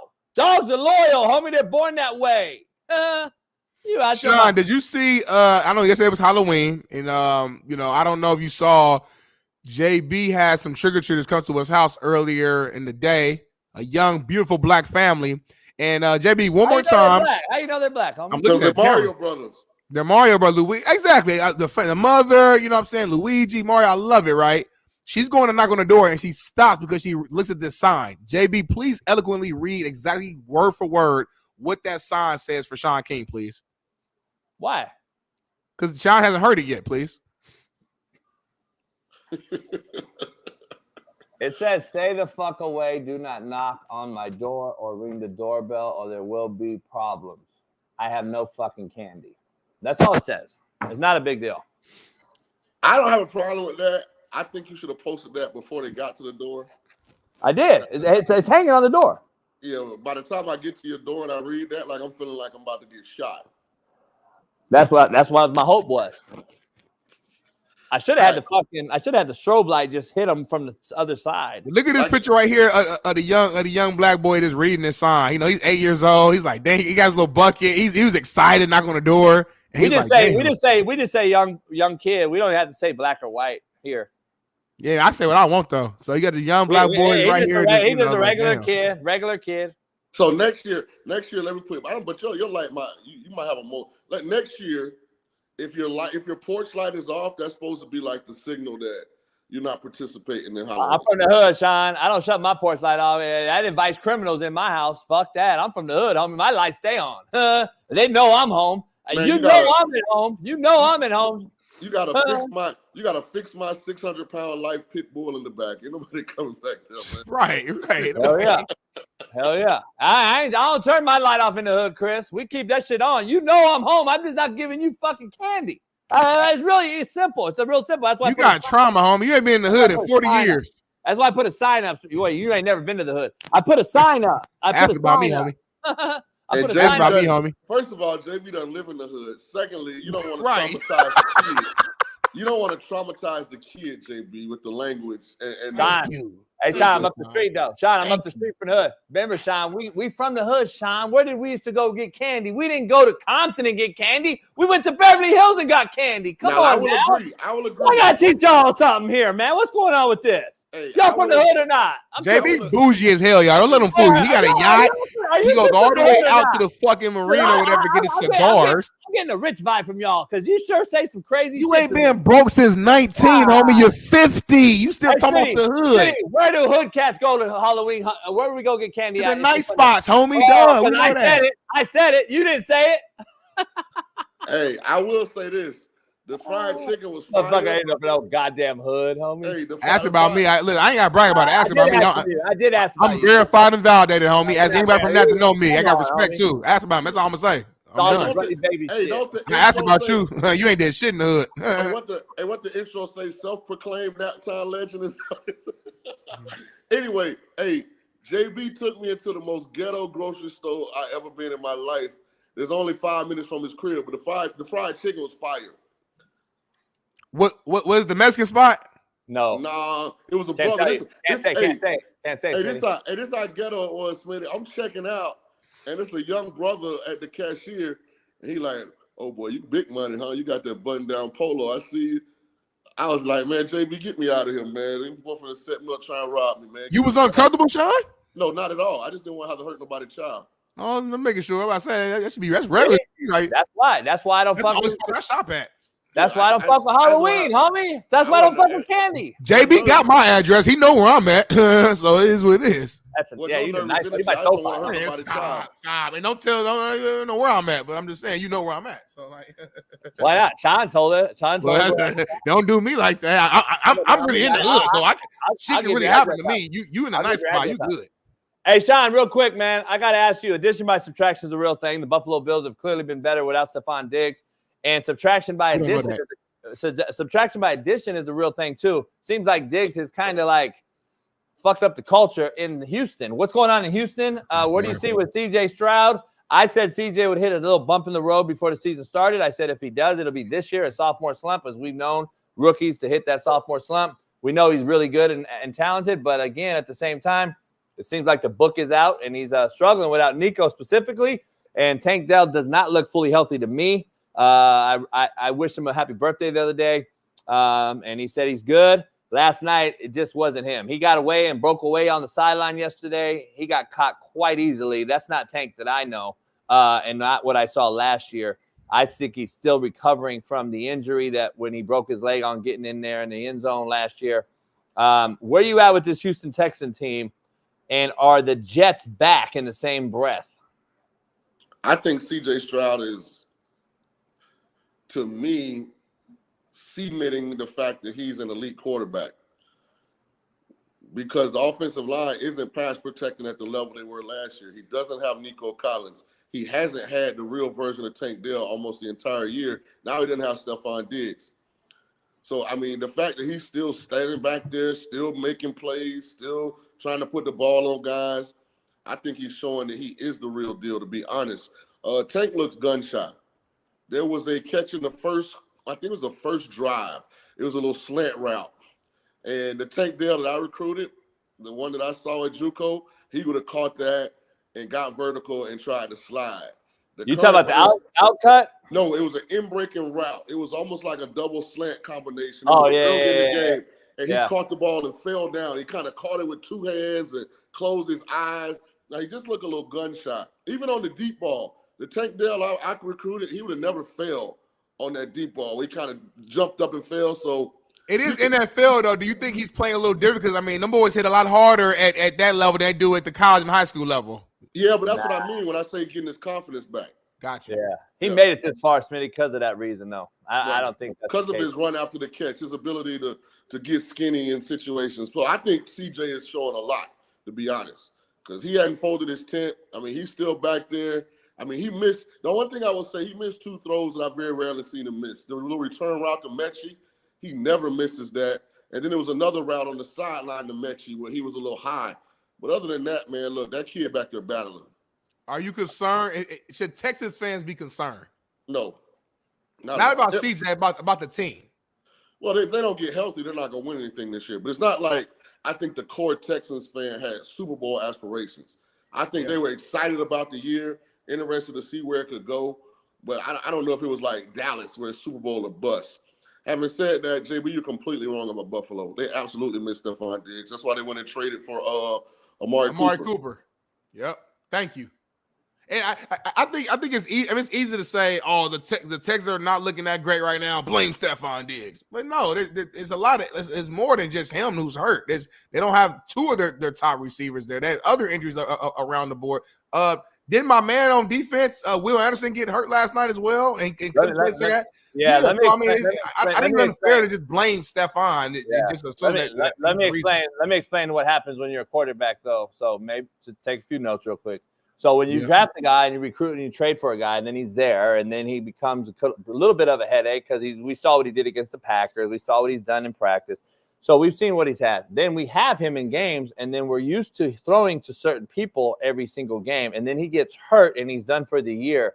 That affects the QB, just so we're clear. Because now I'm looking at Robert Woods, who hasn't been relevant in the league in I don't know how long, and a Mechie, who's recovering from cancer and trying to finally fit in. And then I'm throwing in Tank Dell now in the slot and asking Tank to be primary, one, outside, inside, and in motion. It affects the QB, just so we're clear. So I guess so you're saying he's affected because he's injured, but the way you worded it was like the way you worded, JB. I'm a smart guy. You worded like Stephon was just being a cancer to the fucking team, and he just in there like that's how you saying. Addition by subtraction. He was here. He was a distraction. Now he was here in games. He was in the flow. He was in the rotation. He was a guy getting balls. Now he's gone again, and now it definitely affects the QB, and which is C.J. Stroud. So you think the Bills are better though? Yes, I think they're better. Well, they're clearly better. The record's better. Yeah. But I mean, they're 6-2 right now. But like, I think we forget how great. How many games they won with Amari Cooper? The Diggs and Josh Allen combination was, and how good those Bills teams were.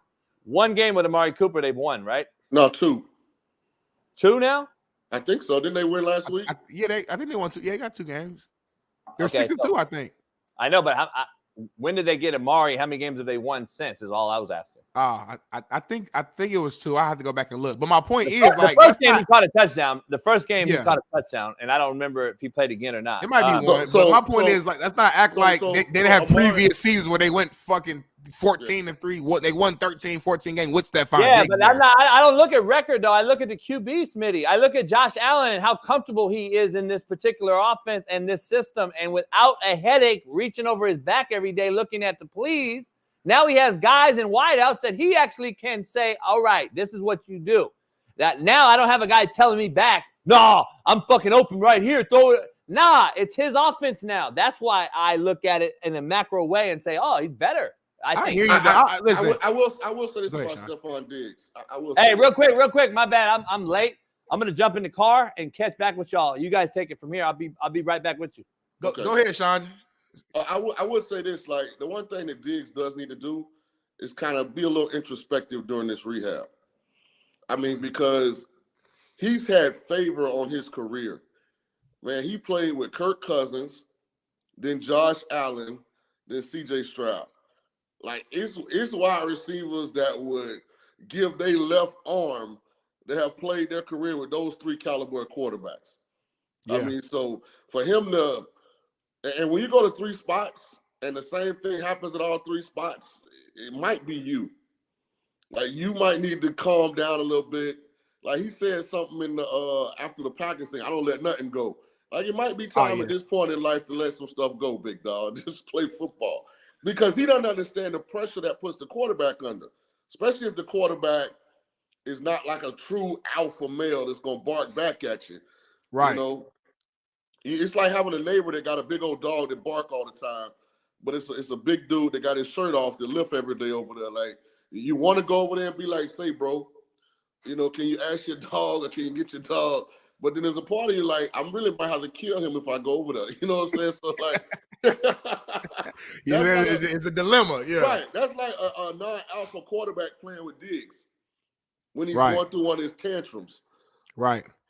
See, but my only pushback, I guess, to JB more than you is that, and you know it's more than me. Like a lot of these star receivers have a little quote unquote diva in them. I know it's a lazy word, we use that all the time, but a lot of them do have that. But at the end of the day, you need that star receiver though out there too. Like so you got to take the good with the bad. You go across the board for most of these teams.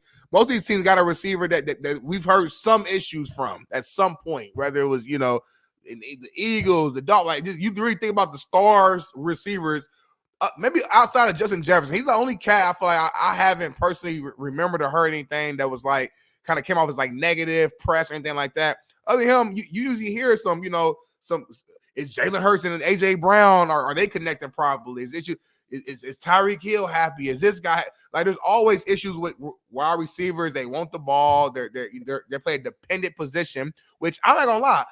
I understand where they're coming from. If I play the receiver and I know I'm like that, and I feel like I'm not getting involved in the offense enough, and I'm paid the big bucks, and the only way I can get the ball is if my quarterback throws it to me. Like you literally are dependent upon what you guys do. Yeah, you will get frustrated sometimes. Now I'm not agreeing with how they handle it or go about it all the time, but we're humans. We're not going to be perfect. It's going to be some time when you get upset, you get mad, or we just have a man-to-man conversation to where the camera might go on me. It may look like I'm complaining and yelling, but I'm just talking using body language, and now y'all blowing that out of proportion. So to say Stephon Diggs has made the Texans worse or the Bills are better without him, I think that's a little bit of a stretch because the Bills teams was really good to great with Stephon Diggs. They were 13 seconds away from being the Chiefs team in the playoffs and moving on, I think, to the was that the AFC Championship game? Or was that the divisional game that year when the 13-second Mahomes Chiefs came back? It might have been I can't remember. Regardless, I thought they lost to the Bengals the next week. Didn't they win that Bengals-Rams Super Bowl? That was the I believe so. I think Joe Burrow and them came the next week and beat them. Beat the Chiefs. Yeah, I believe so. Yeah, I think you're right on that. But my point is, like, to say that the Bills are better right now, sitting at 6-2, I think it's too early to say that. To clarify, that's JB's opinion, not Sean's. JB's opinion, not Shaun's. Yeah. Yep, that's why I want to be clear on that. So, but again, to our receivers out there, I don't have an issue with you wanting the ball. I think there's the right way to go about getting it. Yeah, I think there needs to be data to back up the fact that you're not getting the ball. If they triple cover you on a play and I go backside for a 12-yard completion, to me, you got to understand that. My thing is the extracurricular stuff. Like I used to have a saying with my players, extracurricular means extra time off. I say, once that whistle blow, man, if you out there with that foolishness, then just come over here, stand beside me. I got separation issues, Smitty. I need company on the sideline. I used to tell my players this. Please give me a reason to bring you over here and stand next to me. We get 70+ legal opportunities to physically impose our will against another man. If you can't get your get back in that period, then let it go. Right. Yeah, that's real. Like, you gotta have bulletproof emotions, man, if you want to be a champion. You can't get emotionally hijacked because when guys know they can get you emotionally hijacked, guess what? They're gonna run by and bump you when you drop a ball. Every time. They're gonna put their finger in your face because they know you liable to slap them. Like they're gonna push your button. So you just gotta be you gotta be smarter than that. Yep. No, that's so true. I want to move on, man. So there's a video. That's a question about the Jets. You want to wait for him to get back to answer that one? Yeah, I don't know. Yeah, I don't know how long. So I'll wait till he gets back, and then just keep that on the back of the mind. We'll bring it back up. I got time. Yeah. Okay. Cool. That's perfect, man. There's a video though that I want to get your perspective on. President Obama talking about the perception of Lamar Jackson and black quarterbacks. It's an interesting take. Let's play it, Bailey. You know, there are still preconceptions. Think about Lamar. who right now is playing better than just about anybody. MVP. And is a two-time MVP. Might win it again this year. And the fact that there were still, as recently as 4 or 5 years ago, folks saying, well, maybe, we should change him into a receiver. Yeah. So some of those old habits die hard. But I think with Patrick, with Lamar, with Stroud, now I think it is a given who is the best player. And the way that the NFL's changed, you want somebody who's a dual threat. And if you get somebody like that, you look at your LSU man, Daniels, even though he's hurt right now, but that's a guy who shows you right off the bat, what that means to have somebody who can, throw the ball 60 yards, but then might also take off for a 50-yard run. So, Shaun, he kind of said a lot there. I guess focusing more so on just the Lamar and just the perception of, the black quarterback having to change position and be, he's an athlete. What's your overall take on just, I guess, that take and where we are today with that narrative? I will say this. I think 80% of the NFL has a colorless approach to quarterbacks. I truly do. And I think it's because they've been forced, not because they wanted to evolve or they chose to evolve. They've been forced to evolve. Because when you look at the college landscape, what do most of the top quarterbacks look like now? They're, it's not like it used to be. So I agree with, President Obama that it's changed. My only pushback on Lamar would be he's still not consistent enough at the things that he wasn't elite at initially.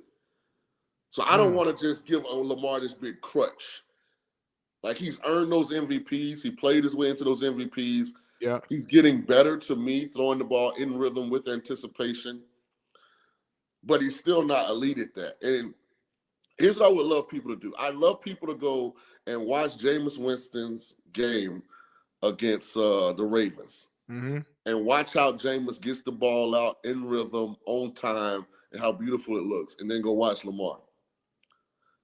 Now, Jameis don't have Lamar athletic ability, and he can't run. He doesn't have that. But Lamar has the ability to be Jameis.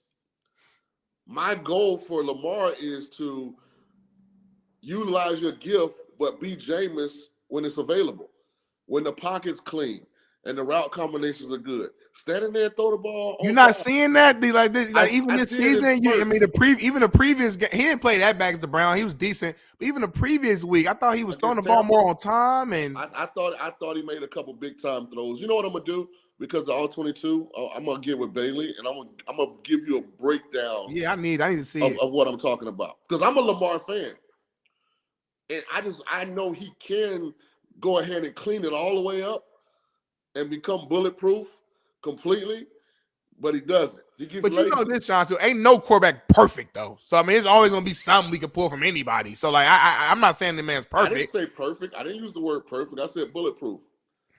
Because the ones he misses are because of laziness, overconfidence, and a laissez-faire approach at times during games. But can you change that? Like, for me, to me, yeah, you can change it. Coaching. But to me though, like, for example, I use myself as an example because to me it's the easiest way for me to compare it. I was a guy that was an average athlete. I was average size. I was average height. I was average. So a guy like me, I had to do everything technical by the book. I was a guy where if you want to show your kid how to play the position, watch the film, because I hand placement and feed and that's how I became a good player, to maximize what my skill set was. But if I was 6'3", ran a 4.4, and I had all these other freakish abilities, I probably wouldn't have to be as technical, and I probably wouldn't be as technical. So from a coach standpoint perspective, where I think you're coming from, speaking as like a coach, you may watch my film and be like, nah, that's not how you do it, Darnell. You could be so much better if you did it X, Y, and Z. Would I? I don't know, because sometimes I think what makes these great players great is their ability to just play free and just be themselves. And it may not look pretty, it may not be T-shaped, it may not be by the book, but that's what makes them great. And I almost think sometimes when we try to overcoach some of these greats, it almost handcuffs them and make them think too much. And now they're really not playing like themselves. So I get Jameis looks more quarterback you. I like Jameis a lot. He's quarterback you. He can make any throw, quick feet, good, tech, all that. But that just Lamar's not gonna be that. I'm not saying he can't do that, but that's not who Lamar is. Just like Jameis can't do what Lamar do. You know what I'm saying? Like, and say what we want. I love Jameis too, but you ask me which quarterback I want to have, it's not even a conversation. So yeah, but I said that. I said Jameis can't do what Lamar can do, but Lamar can tighten up from a fundamental standpoint some things. And to your point, you know who that D lineman is, the 6'3", that got all the ability in the world that do behind the coaching? He's Warren Sapp. So when you get that elite talent and they do fully buy in, they become a first ballot Hall of Famer. Like, not saying that Lamar is or isn't, but I'm saying I don't think anybody views Lamar as the best quarterback ever. There are very few people that view him as the best quarterback currently in the game. Mahomes. If he tightens up the little fundamentals that I'm talking about, then he'll be in that argument. And when you have that ability and that platform, and you're with an organization that's gonna, do a really good job of putting great pieces around you, then why not go ahead and bridge the gap? Maximize that greatness. Listen, I respect that. I respect that, man, for sure. So we'll see, man. Y'all know me. I'm gonna call me Lamar Jackson Stan, whatever the case may be. I think I go so hard in defending him only because I just remember, not you, but just a lot of the media and the naysayers. You know who you are? Who went at him. You're Matt McChesney. You think so? Yeah. So you have to defend Lamar so much that you take everything not necessarily personal, but you take it as an attack, offensive, aggressive.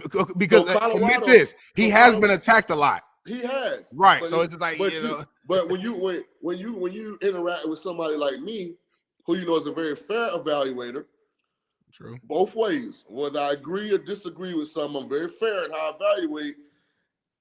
Sometimes my hesitancy to agree comes off as offensive.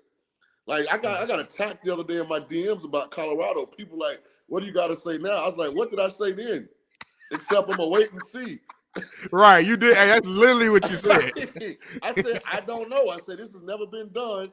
What Deion is trying to do, I can't really evaluate it. I don't have any data to go on. I haven't seen the new transfers they have in this. I haven't seen them play.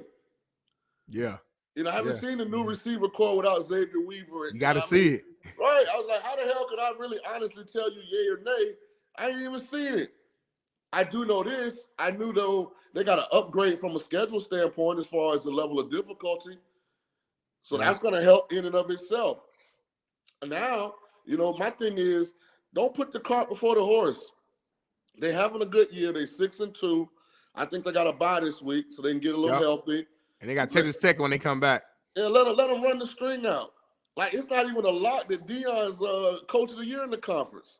Like, True. if Sataki takes BYU undefeated, or if Campbell takes Iowa State undefeated, like, how do you not give an undefeated coach?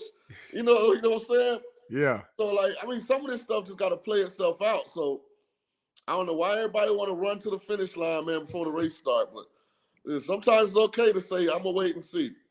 Yeah. There's nothing wrong with saying that at all, man. Quick update: JB has a flat tire, so I'm gonna go ahead and wrap this thing up. A few more topics with you if you got some time left. Yeah. But just giving the fans a little heads up. JB got a flat tire. He didn't plan yesterday for today, so he has to now handle it now. So T's and P's up for JB. Hope he get his tire fixed and then get his yacht fixed. He has first world problems. The yacht, his new car, crib. He has first world problems, so he'll be okay. But moving on, man. So Trayvon Diggs and Michael Parsons, they listed out their top 8 QBs in the NFL, but they left out Dak. They didn't leave him out. He's not a top 8 QB. Do you have a problem with this, though? And from a locker, let's play the video first. Where would you rank him among quarterbacks right now? I would say he's definitely top 10. Higher. You think he's top 5? For sure. Who else you gonna put in there? Give us your top 5 right now. I'm gonna go him. I'm gonna go Mahomes. Barr. Gotta have Barr. Yeah. Lamar. Josh Allen. Jalen playing pretty good right now, too. Jared Goff is is a top 5 quarterback right now. And Matthew Stafford. I love how Matthew Stafford played the quarterback position. Like Sam Darnold could be in the top 5 conversation right now. Yeah, Sam Darnold looking crazy too. So it's hard. There's a lot of good quarterbacks right now. I can't give you a top 5 right now based on how everybody's performing. Yeah. Bro. It's just too hard. These are 2 Cowboys. They're teammates with Dak. Dak just got paid, what, 60 M's a year, if I'm not mistaken. I feel you. Dak's to me is not a top 8 quarterback right now. I agree with you. But 2 things can be true, Shaun. As a teammate of the highest paid quarterback in the league, optically, it doesn't look good, in my opinion, to not even mention Dak. Not even to softly just be like, Dak could be in there. Like, they ain't even give a little, they ain't even thinking about Dak. You have no problem with that at all as teammates? No, because they were telling the truth.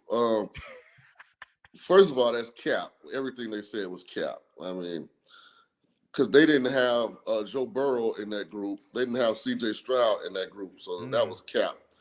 They were just throwing names off. Darnold's not better than those guys. I think they're talking about guys the way they're playing currently, though. So if that's the case, you could argue Sam Darnold. Since he losing because they're terrible on defense, ain't because of Joe. Well, but you mentioned CJ though, and I love CJ, but CJ's been struggling a little bit, last few weeks. Here's the thing: Baker Mayfield better than Dak right now. Woo! You said it. Kirk Cousins better than Dak right now. Like I said this from the very beginning. I was shocked that Jerry locked himself into Dak. I really was. I really was. In 2024, you can't tell me one elite trait Dak shows on a consistent basis. He's just good in a lot of stuff. Good, average to good in a lot of stuff. But Shaun, more than me, man. It's hard to just find quarterbacks. You know what I'm saying? And I know Dak's not a great, but Dak's a guy to this point and go out there and win you 12 games. Like you can win. So it's hard. So it's easy to say it now, but it's like, let's say you lose Dak and like, who's out there? I mean, like, are you guaranteed to be better without him? I don't know. That's like being so relationship hungry that you got a girl that cheats on you, but you like, I can't do better, so I'm gonna just stay. Like, come on, man, are you crazy? Cheating on the Cowboys? Is Dak cheating on the Cowboys right now, Shaun? Because of the fact that you just gave him $60 million a year, that's cheating. Shit. I'd rather try and get Jameis Winston from Cleveland this all season. Something like that. I'm not. See, here's where the teams get it wrong. And listen, I don't begrudge Dak Prescott at all. He did what anybody that's watching this right now would do. If your boss came to you today and said, we can give you 4 years, $60 million, you running in there. Right. You running there and sign that. So I would did exactly what Dak did. From an organizational standpoint, I didn't understand it. I mean, it's not like his best years to me are already behind him. But remember, last year was his first year being an all-pro, so he's coming off his biggest individual year of his career. In the regular season, he had a stretch where he was super hot against tragically bad opponents. Control. They got hot against some tragically bad opponents, and then you know what? I saw the playoffs again, and I seen the same movie 3 years in a row, and I'm just not giving that guy $60 million. I'd have franchised him before I did that. So we got a little bit of a conspiracy take, but I think it's interesting in the chat here. Our guy Bailey, he gave us a note. He says that Jerry Jones panicked after Colorado lost to Nebraska because it happened the very next day. He signed Dak to the big contract the very next day after Colorado lost to Nebraska. And he say that because obviously there's been rumors that, the Cowboys may want to go and get, or the next morning, they might want to go get Shedeur Sanders in the draft, this, that, and the third. And after seeing Colorado lose, you think there's any truth to that at all? Or it's just a chance. It just happened that way. Man, Bailey, association breeds assimilation, man. Whatever you hang around, you take on the characteristics and attributes of your environment, man. Like the fact that Colorado fans think that they are like on the national conversation still, like, bro, it's unbelievable, man. It really is. People are talking about Oregon. People are talking about Ohio State, Penn State this week. And I know, Bailey, I'm not trying to, bust your bubble because I like you, Bailey. But trust me, nobody's talking about Nebraska, dog. I mean about Colorado. Yeah. Colorado, Nebraska is only a big game if you went to Colorado or went to Nebraska. I hear you. All right, man. Let's move on. We got another video for you. Bailey gonna send me the wrong link from now on. On purpose, right? Shaun couldn't make it. Like I watch, so I try and support Bailey and Matt. So I'll watch like clips. Yeah. And like it is hilarious, dog. They are on there really trying to talk themselves into that a 10-2 Colorado with not a top 25 win on the record is a lock to make the college football playoff. Like that is really a conversation that they were passionately having. To defend them, Hold on. We did not say it was a lock. God damn. You take some shit. We did not say it was a lock. We said McChesney said there's no way a 10-2 Colorado team that doesn't even make the Big 12 title game is going to get left out of the college football playoff because of the power of the Sanders brand. So you don't think if they're at 12 and they wouldn't get an at-large if they're 10-2, they win out? Here's the thing, Bailey. You can only play who's on your schedule. So this is not something they can control. But because the Big 12 is trash outside of BYU and Iowa State, and they don't play either of them, they don't have a real win, like far as nationally recognized, okay, they beat a legit opponent. If Nebraska could have upset Ohio State, which they had them on the ropes, and then Dylan Raiola fell off the wagon in the fourth quarter, maybe they got an argument. But UCF is terrible now. Baylor is mid. Right. What about Cincy? Cincy was on nobody's radar. They're a solid team, though. Don't do that. In the Big 12, they're a solid middle-of-the-road team. Nationally, they're nothing in 24. So Colorado, like who? It's nothing Colorado could do about it. It's just sometimes that's how the chips fall. They got to beat Texas for you to believe in them. They got to No, but that's not what he said. But if they had this team last year and they were sitting at 6-2 with wins over Caleb Williams, USC, and Michael Penix's Washington, or Bo Nix's Oregon, or Cam Ward, Washington State. Like now we're talking, they got big wins. But the problem is all of the 2-loss SEC teams are going to have multiple top 25 wins. It's true. Let me ask you, how do you feel about Cincinnati? You don't think that's a big win? If Cincinnati goes and beats Iowa State in 2 weeks, would that change your opinion? I'm not I like Satterfield, but I don't think Satterfield is the program builder Luke Fickell is. That's a fair point. I think Cincinnati is far below their Sauce Gardner type teams. When they had, I don't think they're at that caliber. So it's a good win. And when you're in year 2 of building a consistently top 25 caliber program, you're right on the right path. Like I think Deion, if he stays, is on the path to building Colorado into a top 25 program. And by that, I mean every year you guys are top 25 caliber. Right. Yeah. So I think he's on the right path. I just, like I've always said, like I'm not going to put the cart before the horse. First of all, for some reason, they're underdog at Texas Tech next week. 4.5 points, yeah. I wouldn't mind it. But I don't know if you've been to Lubbock. Man, that wind be blowing. Man, that's a weird place to play. I ain't gonna lie. Yeah, good point. So, my thing is I'm proud of what Deion has done. I'm happy for them. But let's just be realistic. They're not a top 20. I don't see any pathway to them to get in the top 12. I mean, absolutely none at all. If Penn State beats Ohio State on the last second field goal, Ohio State's going to drop, 2 spots? Yeah, we'll see. Colorado's got a tough road to the Big 12 championship. They need either BYU or Iowa State to lose twice, and they need Kansas State to lose once. So it'll be interesting to see. But good talking to you. Yeah. I hear you, man. David defending his boy. Hey, he loyal. I appreciate that. I'm fucked with Bailey.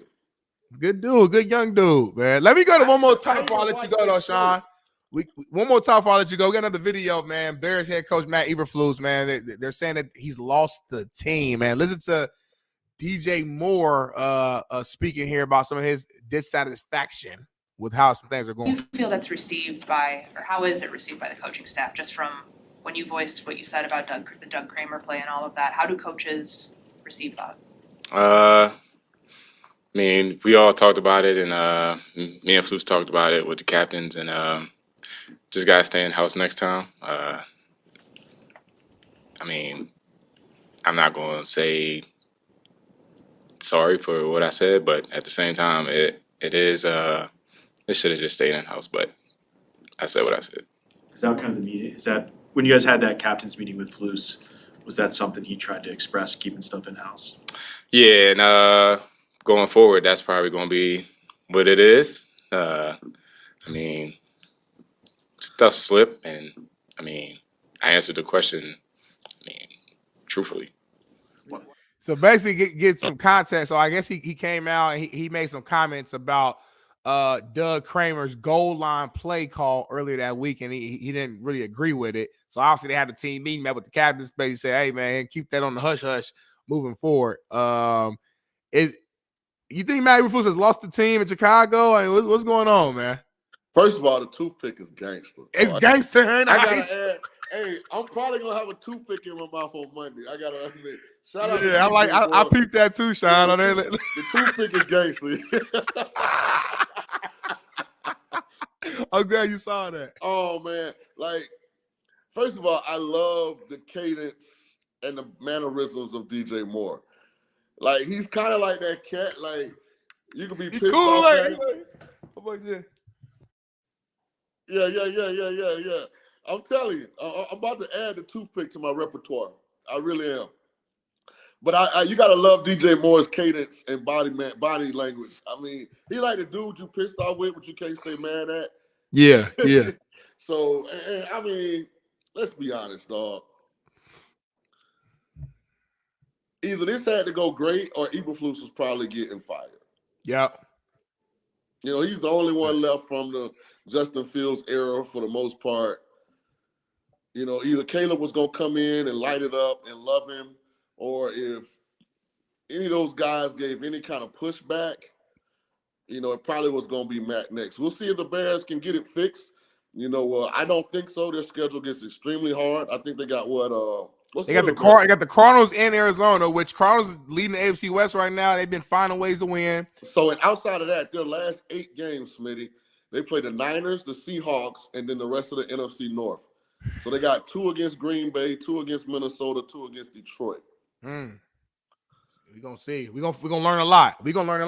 How do you feel though overall to this point? Caleb Williams' rookie year has went. You know, I know everyone's saying, you know, they're looking at how great Jaden Daniels has played, so it's kind of like overshadowing Caleb. But would you call this a success this far for Caleb Williams? Yeah, I think he's still writing the book. Yeah, I think he's had some ups and downs. I think he started in a little hole, as I said he would. Yeah, because I think he had to learn. He's got to learn how to play quarterback in the NFL. Yeah, and you got to fail. When you've been so successful doing something one way, you're going to resort back to that way until you see, oh, this don't work. Same thing with Anthony Richardson. I think at some point, if Shane Steichen and that staff actually really start coaching him, he can get better. I think they are coaching him. I just think he's so inexperienced that he just got a lot to learn. And he only started 13 games in college. So, I mean. So here, when I say coaching, Smitty, at this particular position, here's what I mean. I'm not talking about making sure you know the playbook. I'm not talking about recognizing coverages. Okay. I'm talking about the nuances of playing that position, of making sure the process is right so the results can consistently be right. And nobody's coached him. I can tell by his footwork, I can tell by his body language that nobody's on his ass. Like, I would love to coach Anthony Richardson and get in that film room with him and be on the field. Man, what the fuck are you doing, dog? Like, look what he's doing. Shoot him a DM. He from Florida. I'm sure you can get connected. Make it happen. And he a nuke, too. I'm going to get at him this offseason. Oh, yeah, that's nothing. Get him right for me. Yeah. Listen, I went at him or whatever, but I didn't go at him. I just said, listen, right now, he shouldn't be the starter, which is the truth. It is what it is. But I hope his future is bright. I hope we can keep him. I hope he can be the future for the Indianapolis coach. He has a ton of talent. So please, Shaun, coach him up, get him right for me. First thing I would do is have a whistle in practice. I'm gonna make him throw the ball on time. Yep. So when you blow that whistle, that ball better be out. Play dead. If I blow the whistle, you still got the ball, play dead. Damn. Because his number one default is if it's not right there, okay, let me look to run around the pocket. Yeah. That's his number one default. You got to break him of that habit. The only way to do it is repetition. You got to create the right muscle memory. His footwork is like, he frustrates me because I know some quarterback coaches made a lot of money off him teaching him that foolishness. And when I see him throw across his body and, his front foot's pointed the wrong way, you got to be you got to be like one of the top 1% of naturally gifted throwers of the ball to do that consistently. And you know where it's really evident right now? Aaron Rodgers. Aaron Rodgers missing more throws than you've ever seen him miss because the physical part that was always elite, the genealogy, what he was born with, is starting to diminish. And not because his fundamentals are bad, he missing a lot of ball, a lot of cussing. Well, I'm glad he don't wear a mouthpiece. That mouthpiece would be stank. Hey, but that second half throw last night, he was making a lot of throws too. Now him and Devontae got back together first time in 3 years. Well, come on. He was throwing some. He's still showing them signs. First of all, Garrett Wilson made a Odell Beckham type catch. I mean, that's all. Aaron Rodgers gave him opportunity though. As a quarterback, he gave him a chance. Anyway, and come on, I love DeMeco Ryan. I mean, that shit. That's Odell Beckham level stuff there. Yeah, beautiful. Yeah, come on.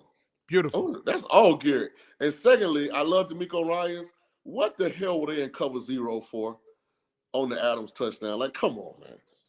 You know Aaron's not going to run the ball into no 10-man, 9-man box. He trusted his guy. He trusted his guys on the man. He said, my guys better than your guys.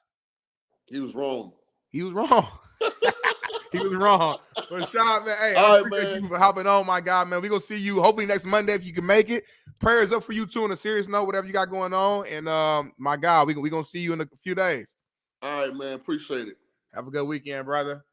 Man, appreciate y'all, man, for staying in, man, locked in the whole entire time. We just got under 1,000 slightly right here at the last hour, but y'all been rocking with us the whole entire time, man. So shout out to all the support, all the loyal, subscribers and members. If you're not a member, man, become one. We got exclusive things that we're going to be doing, especially more so like start next year where we do members only content, members only lives on the weekend and at JB's house. So becoming a member is huge value. Obviously, you could join our exclusive Discord where we have all types of discussions and channels from weather to sports to the bedroom and much more. So, hey, we love y'all. Appreciate y'all.